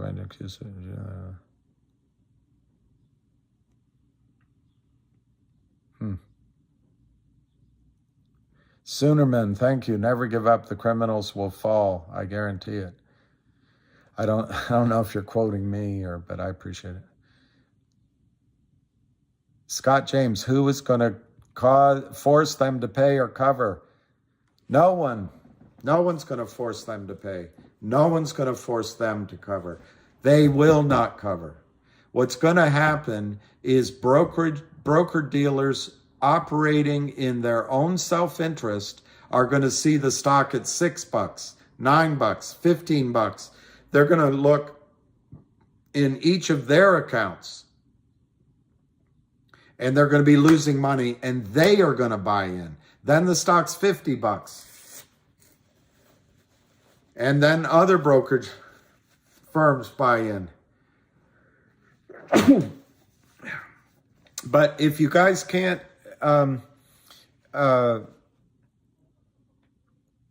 imagine that's going to happen, I would take the opportunity to get out of the stock when there's volume. There's been volume the last 2 weeks around $2. Now it's $1.71. This might be all she wrote. I don't think so. But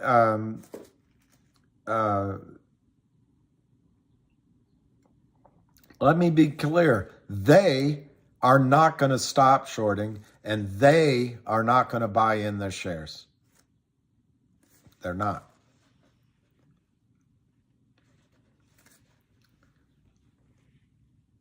What price go follow from GTI? I don't know. If there is a squeeze, I think GTII is going to go really, really high. I was cautioned a few days ago that Avid Trader, I didn't hear Avid say this, I'm getting it secondhand, that he thinks it's just ridiculous to think that the stock will go to 1,000 shares. So, you know, you got to kind of figure it out yourself in a way. But if it is true that every share has to be bought back, it's a lot of shares. And I think the stock will go to really high prices. Yeah, we're going to be rich delusionals.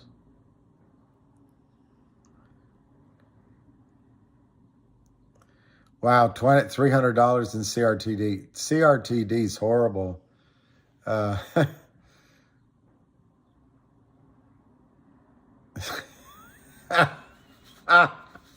Sinbas. So unfair. So he's got a joke. So this Irish guy walks out of a bar. No, really, it could happen. So unfair. Okay, go follow Dream Team Hustlers. 90? What the heck? If they let it run to $10, we'll be lucky. Well, that's what makes a market.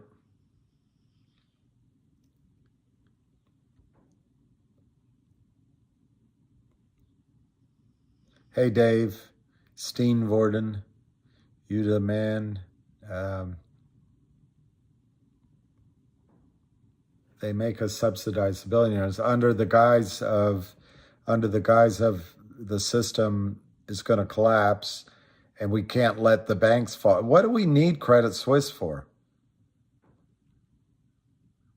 I'm selling November 25th, 2023.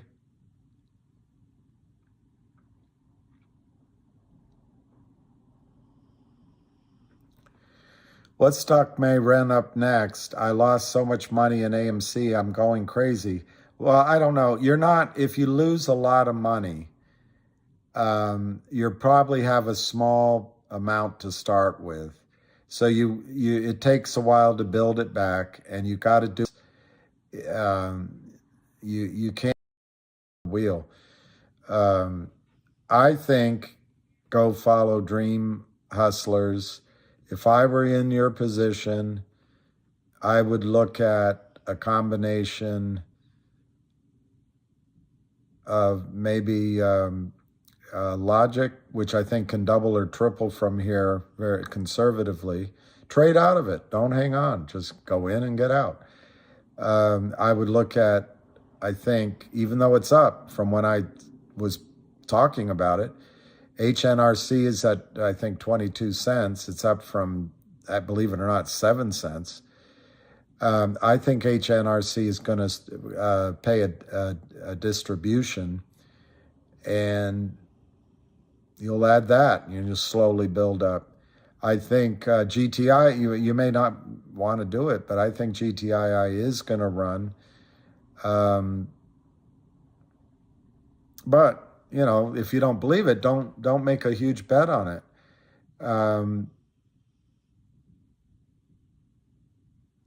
And soon we'll be able to do something with maybe Wolf and Finger soon.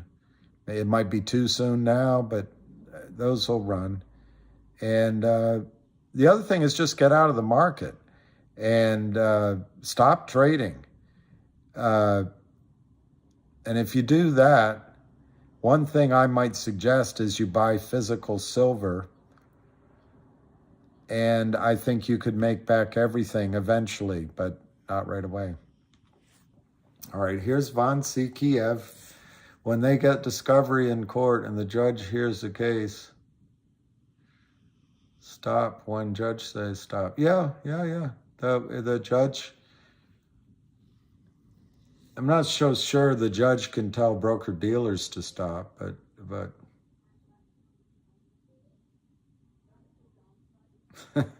Cat Zone, I'm not going to read that one out because I don't want to get in trouble, but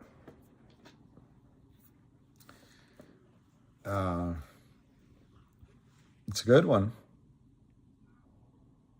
Yeah, Ava just did a video. CLNV, Nick, Jeff.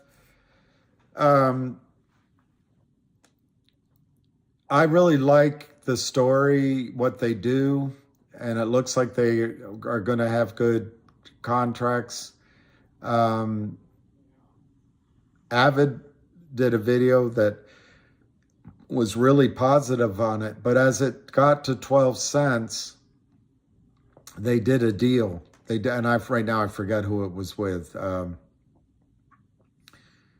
Not Alpine of New York. It was Apollo Global. I don't want to say the wrong name. It was somebody, and I read it the other night. I can't remember all the details, but it potentially has a formula in it.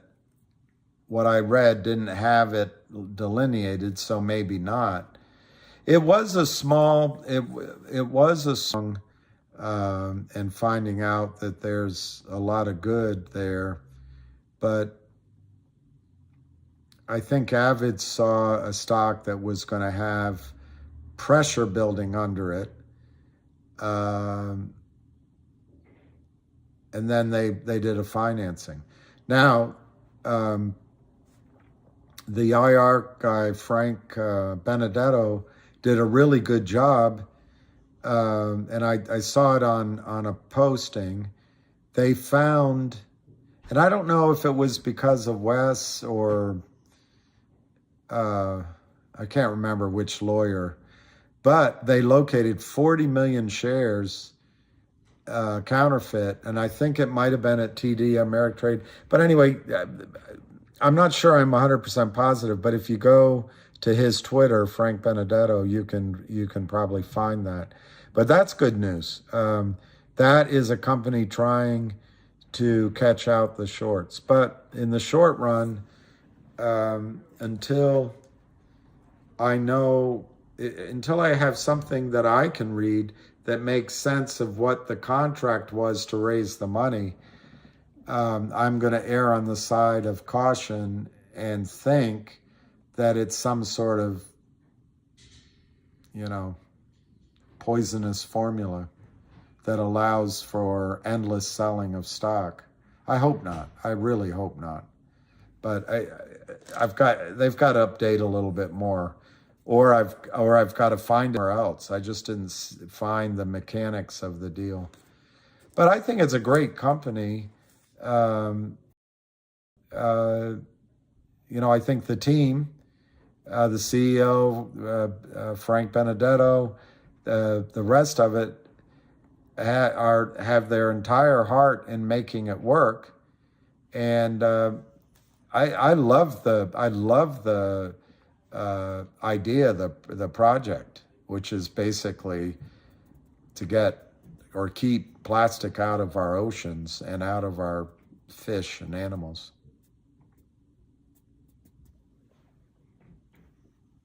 Yeah, X1. So Frank's saying it's share and tell they used. They're going to release the data at the right time. It's perfect. That's perfect.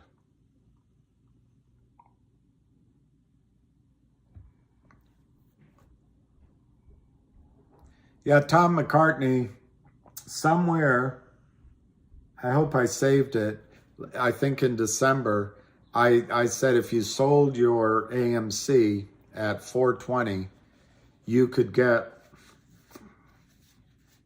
it might have been COSM now that I'm thinking of it at 420, Cosmo.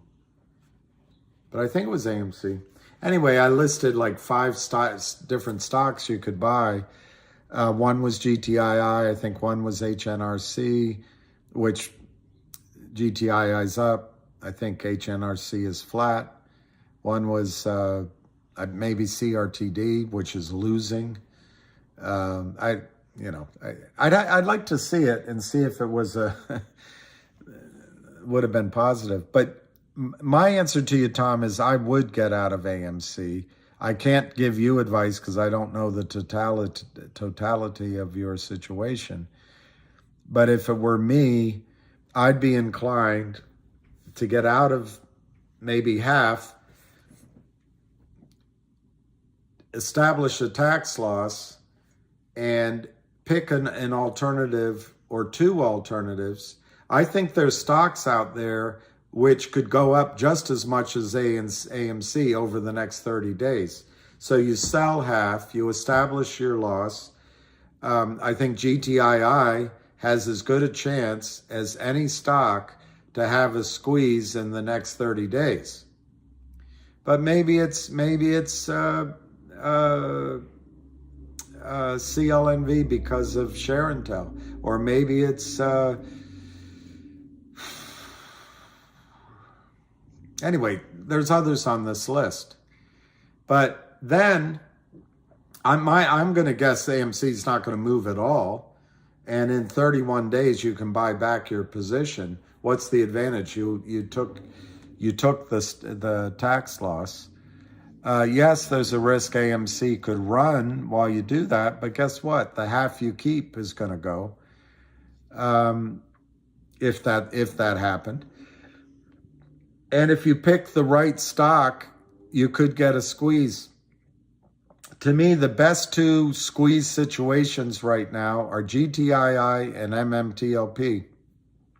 You can't buy Mmtlp, so I guess the one is GTII. But CRTD things might get better fairly quickly. And I think Logic and GoLogic that I've been talking about today because of the news, I think those are a little bit longer term plays, and they may or may not have anything to do with the squeeze. But yes, if it were me, I would bite the bullet and probably sell half and pick where I wanted to put it, maybe one or two places. I mean, as an example, ignore the short squeezes. If using my example, I might consider selling half and buying Logic at 40 cents. And my goal is to hope that AMC doesn't go up in 31 days, so I can establish the tax loss. But if I'm right in my thinking, I think Logic has a chance to go to 80 cents or even $1.20. That's a double or a triple. So come 31 days from now, that money I sold at AMC might be worth 3 times it. AMC may stay flat, may go up a bit, but I can sell that, take that profit, buy back my AMC position. Maybe there's a net cash difference. AMC right now is trading at $4.19. So if, for example, and I don't know, there's no guarantees, if I'm correct that Logic could double from here or even triple, let's just say double, that would mean AMC would have to go to 8. If Logic, tripled from here, conservative, it's not a short squeeze thing, that would mean AMC would have to go to $12. So your goal is to make money. It's not that you have to make money with the stock that hurt you. A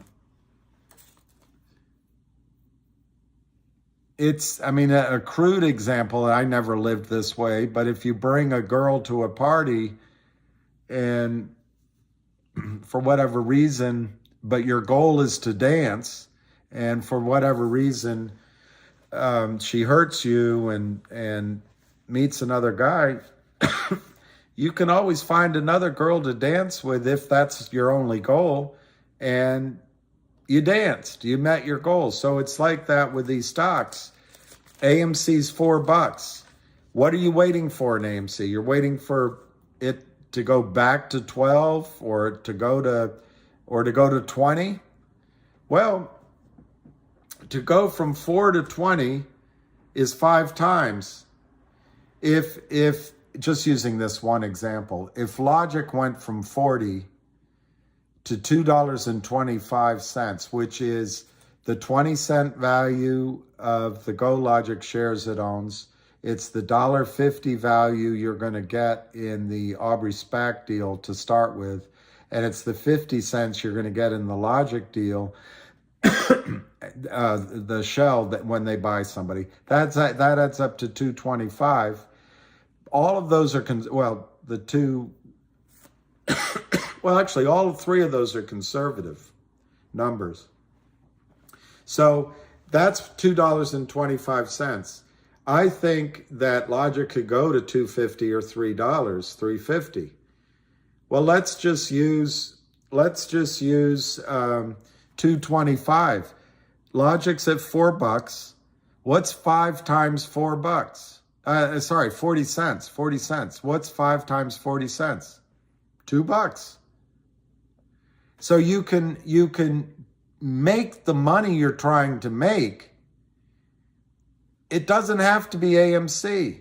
And even if AMC goes up, you're making it in the one you chose. Obviously, the risk is you're hopping from one horse to the other horse and the other horse, and you're always hopping onto the nag instead of the stallion. But there's no total protection against that. That's why your idea is selling half and maybe trying something else. If AMC goes, at least you get benefit out of half.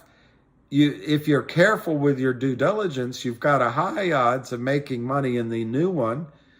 But if AMC never goes, at least you're making money in the new one.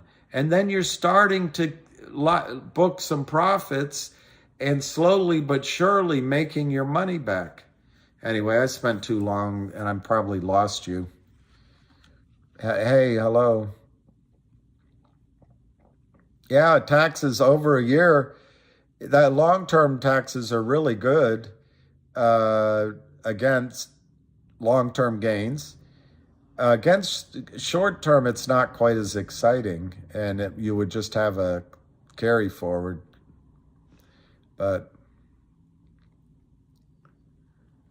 I might have to quit early because I'm suddenly feeling really from my throat downward, I'm not feeling good. CRT had a new press release. All right, thanks, X1. We'll read it.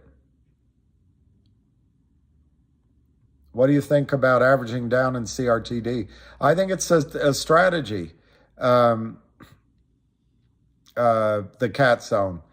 I actually think it's a good strategy. Your 3, let me just see if I can get one more question up here.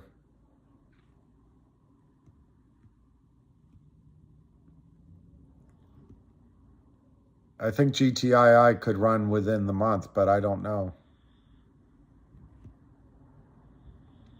Well,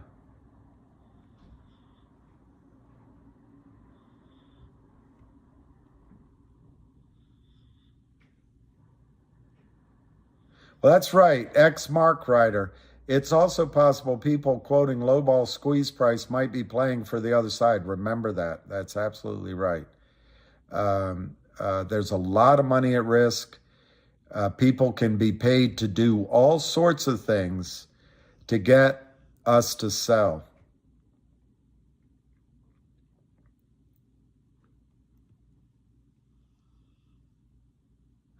All right, let me answer your question. And I hope I'm not getting sick. I hope I'm not getting sick. I hope I'm not getting sick. Anyway, I just feel it here. I feel it here.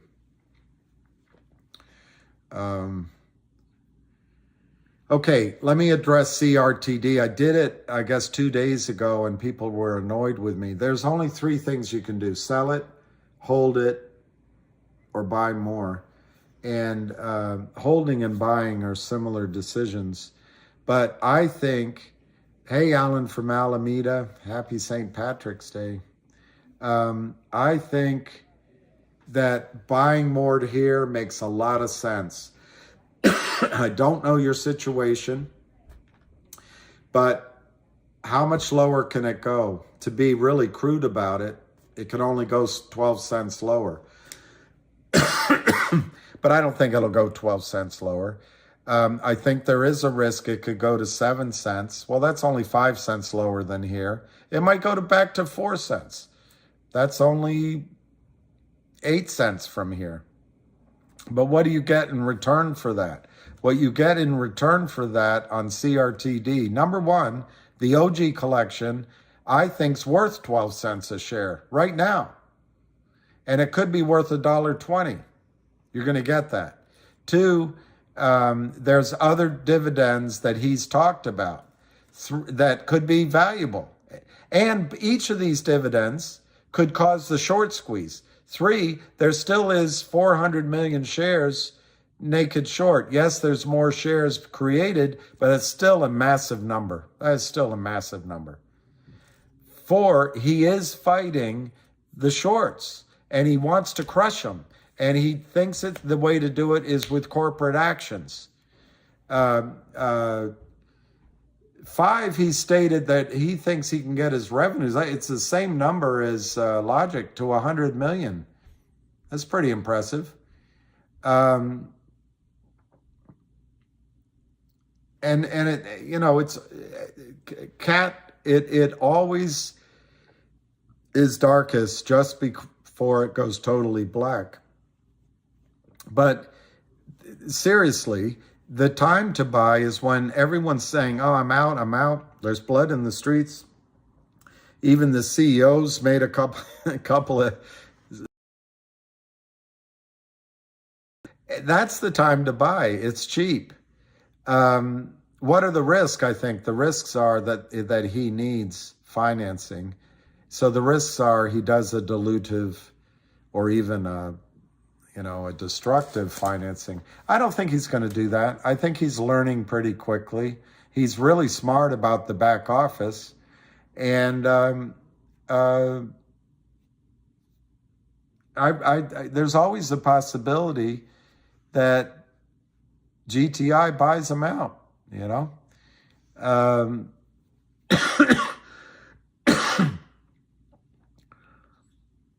So I think, Kat, I think it's a good strategy to buy more. And maybe what you do, if you have a certain amount of money, you buy some at 12 cents, you hold some cash in reserve in case it goes to 7 cents, in case it goes to 6 cents or whatever. Because I think you're going to need, when you're going to know that it turns around, typically, you need a massive sell-off all of a sudden. It's called capitulation. And when everyone gives up in the stock, and it sort of happened 2 Fridays ago, everybody gives up, they dump the stock during the day. And then when you get a reversal, you get a big sell-off, and then you get a reversal where the stock closes in the green. That's usually a signal that it's turned around, that all the selling's over with. And I haven't really seen that yet, although we've seen a lot of selling. And remember, see, the problem with charts, I use a daily chart, but you could also expand it to a weekly chart, and the weekly chart might show what I just said. So I think it's smart to buy it when nobody else wants it. That's my style. What you give up, if it's going to go to $1.20, I'm making that number up, your cost of the arbitrage you're entering into is you need to wait for it. You need to wait as it sets up its technical pattern and it looks a lot better. But guess what? By the time the technical pattern looks good to other technicians, maybe the stock's at 30. So by getting in early, I think you get paid for waiting for that. Jeremy has not quit fighting. Jeremy knows how to create corporate actions, which is what he thinks will cause pain to the shorts. He also has stated he's going to do more special dividends. He's working closely with Upstream. He is going to be dually listed on Upstream. I don't know why it's taking so long in GTII now, but he is going to be. And the OG collection could be worth $1.20, and it's selling for 12. The company's selling for 12 cents, and you're going to get a distribution. And it's the test of whether moving dividends or stock to Upstream is going to cause a squeeze. No one knows for sure, but yeah, I think it's worth the risk reward. Let me go back to how I started the question. Just to be a jerk about it, the risk is it could go to zero. So you're paying 12 cents, so you can lose 12 cents. What's the upside? Moderate upside, 80 cents to $1.20. But what if the squeeze happens? What if big buying comes in again? Maybe it goes to 2. I used to think it could go to the previous highs of 15 and 20. I'm talking about conservatively.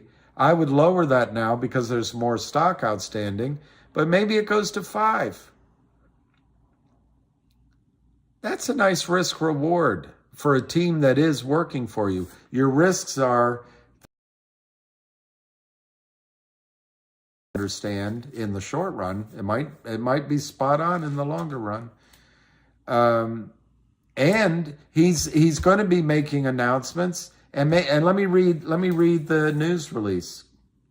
You know, before I give up on talking about it. All right, on St. Patrick's Day, Crtd begins initial due diligence with auditor to file its S1 of an offering on Upstream for OG collection. That's tremendous. So yes, I think it's a good time to buy. This is great news. And it shows that he's working hard to make things happen.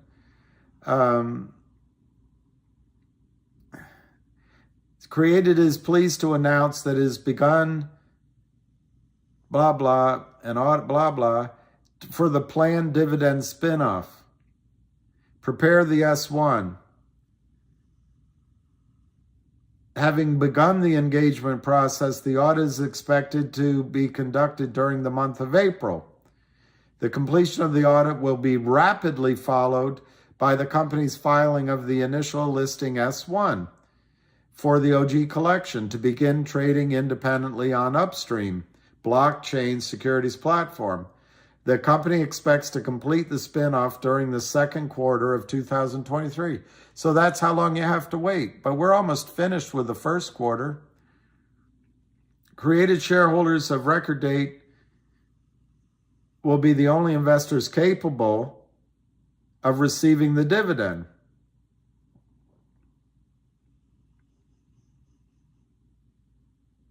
This corporate action creates this is what Jeremy's good at. This corporate action creates a more systemic problem for short selling in general.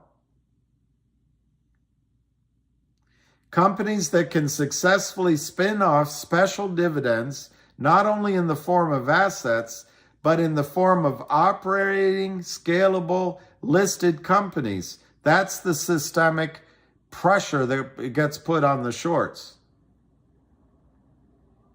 This is the company's current strategy for dealing with the difficult issues it faces in the public market. The company and its management team's primary focus remains the growth of its flagship product, Vocal, and the millions of creators it services. Jeremy says, this spinoff is a crucial piece in correcting the trajectory of our company, creating value for our shareholders, and combating the abusive trading tactics that shareholders hold companies hostage in microcap stocks. They are subject to broken market-making system. Brilliant. They're hostage, subject to unenforceable stock loan regulation. Brilliant.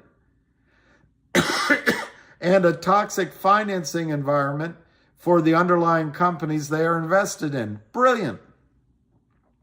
As we have seen in the United States banking space, and particularly in the trading of underlying stocks for some of the biggest financial institutions, the broken back office operations that allowed for the collapse of Silicon Valley Bank pose systemic risks and create opportunities for nefarious trading behavior. He leans more on the failing of back office systems, which is true. It is true as far as it goes. I just think the criminals' crime. Anyway, it's just different shade of red is all it is. Same color, different shade. We are convinced that the path for Crtd in combating fails to deliver and other market loopholes is to unite shareholders and force a corporate action related to significant value on their behalf. The only way to capture this valuable special dividend will be by opening an account on Upstream, non-objecting, that's the NOBO list, non-objecting shareholders of record that currently maintain positions in the brokerage accounts will have their ownership verified via certified shareholder list. That's people that have indicated. I'm not sure where that is, but you go on the NOBO list so they know your name. If you object, you're just in street name. They don't know. Okay. Shareholders that are objecting may receive a request from Upstream via email to provide a copy of their brokerage account statement as the record date, showing the long position I've created. This is what Gtii did almost 2 years ago. Did this exact same thing. Not with Upstream. It was with the transfer agent, though, for the warrant as a special dividend, or one of them. I can't remember. This is tremendous. Jeremy's doing the right thing. Absolutely doing the right thing. Absolutely. And he's working hard, and he's communicating. I don't know what more you would expect for nothing. Rubber biscuits? You're too young to remember that line. What do you expect for nothing? Rubber biscuits? Yeah, the Cat Zone, extremely smart and classy. Yeah. Pete Bangiotis, load up. Yep, on HRNC, it's coming. Hey, Pete. Pete and repeat. We're standing on a bridge. Pete jumped off.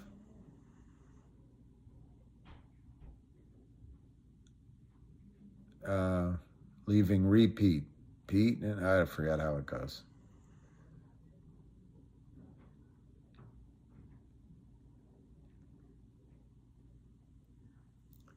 Yeah, small positions can make you have a lot of fun too.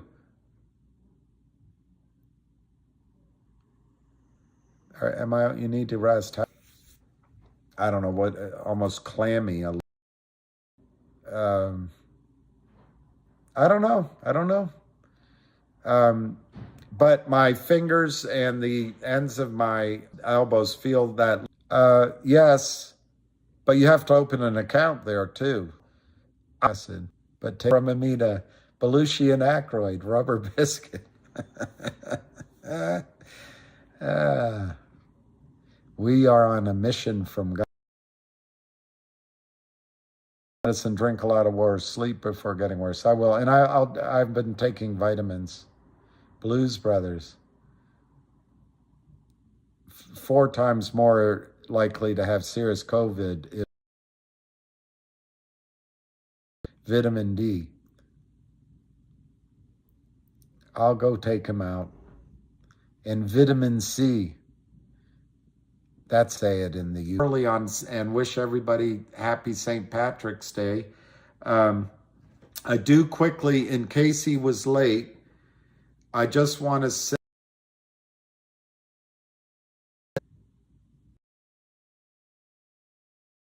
hour into this video, I apologize to David Salk, and I don't want to bring drama to it or any attention to me about it, so I won't really go into it again. But Mr. Salk, if you're listening now, I did make an apology.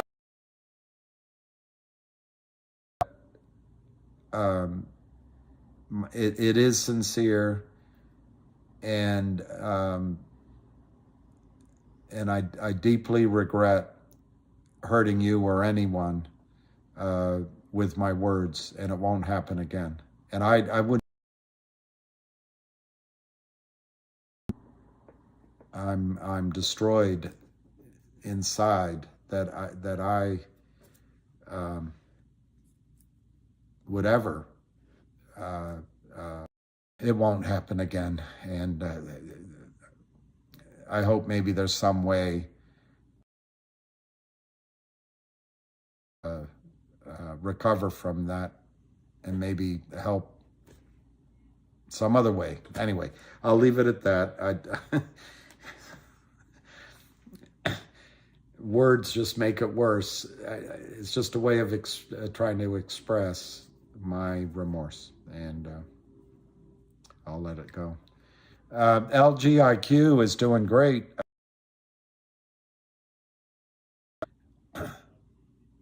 Okay, bad internet.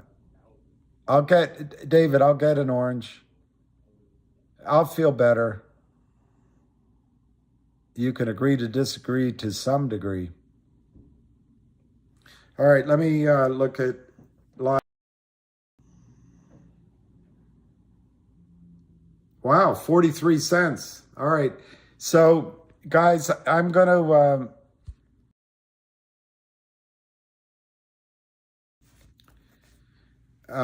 thank you, Alan. I'm going to leave you with this. I put it on my Twitter, but I think it's great. If I can find it. If I can find it.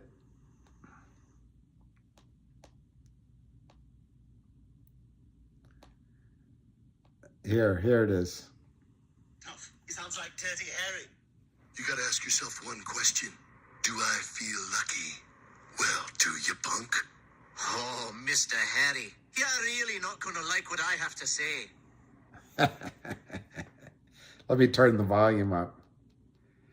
I'll play it one more time. Sounds like Dirty Harry. You gotta ask yourself one question. Do I feel lucky? Well, do you, punk? Oh, Mr. Harry. You're really not gonna like what I have to say. So I'm gonna wish you guys all happy St. Patrick's Day, and you know, we'll hit the hustings Monday morning, and I'll try to have some videos for you before then. So enjoy your evening, and many blessings.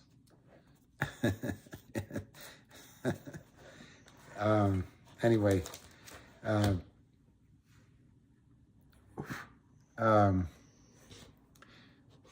right, thank you. Happy St. Patrick's Day. I just took a picture of that. I'm gonna get that video. I mean that vitamin. I'm gonna do my best to take care of myself.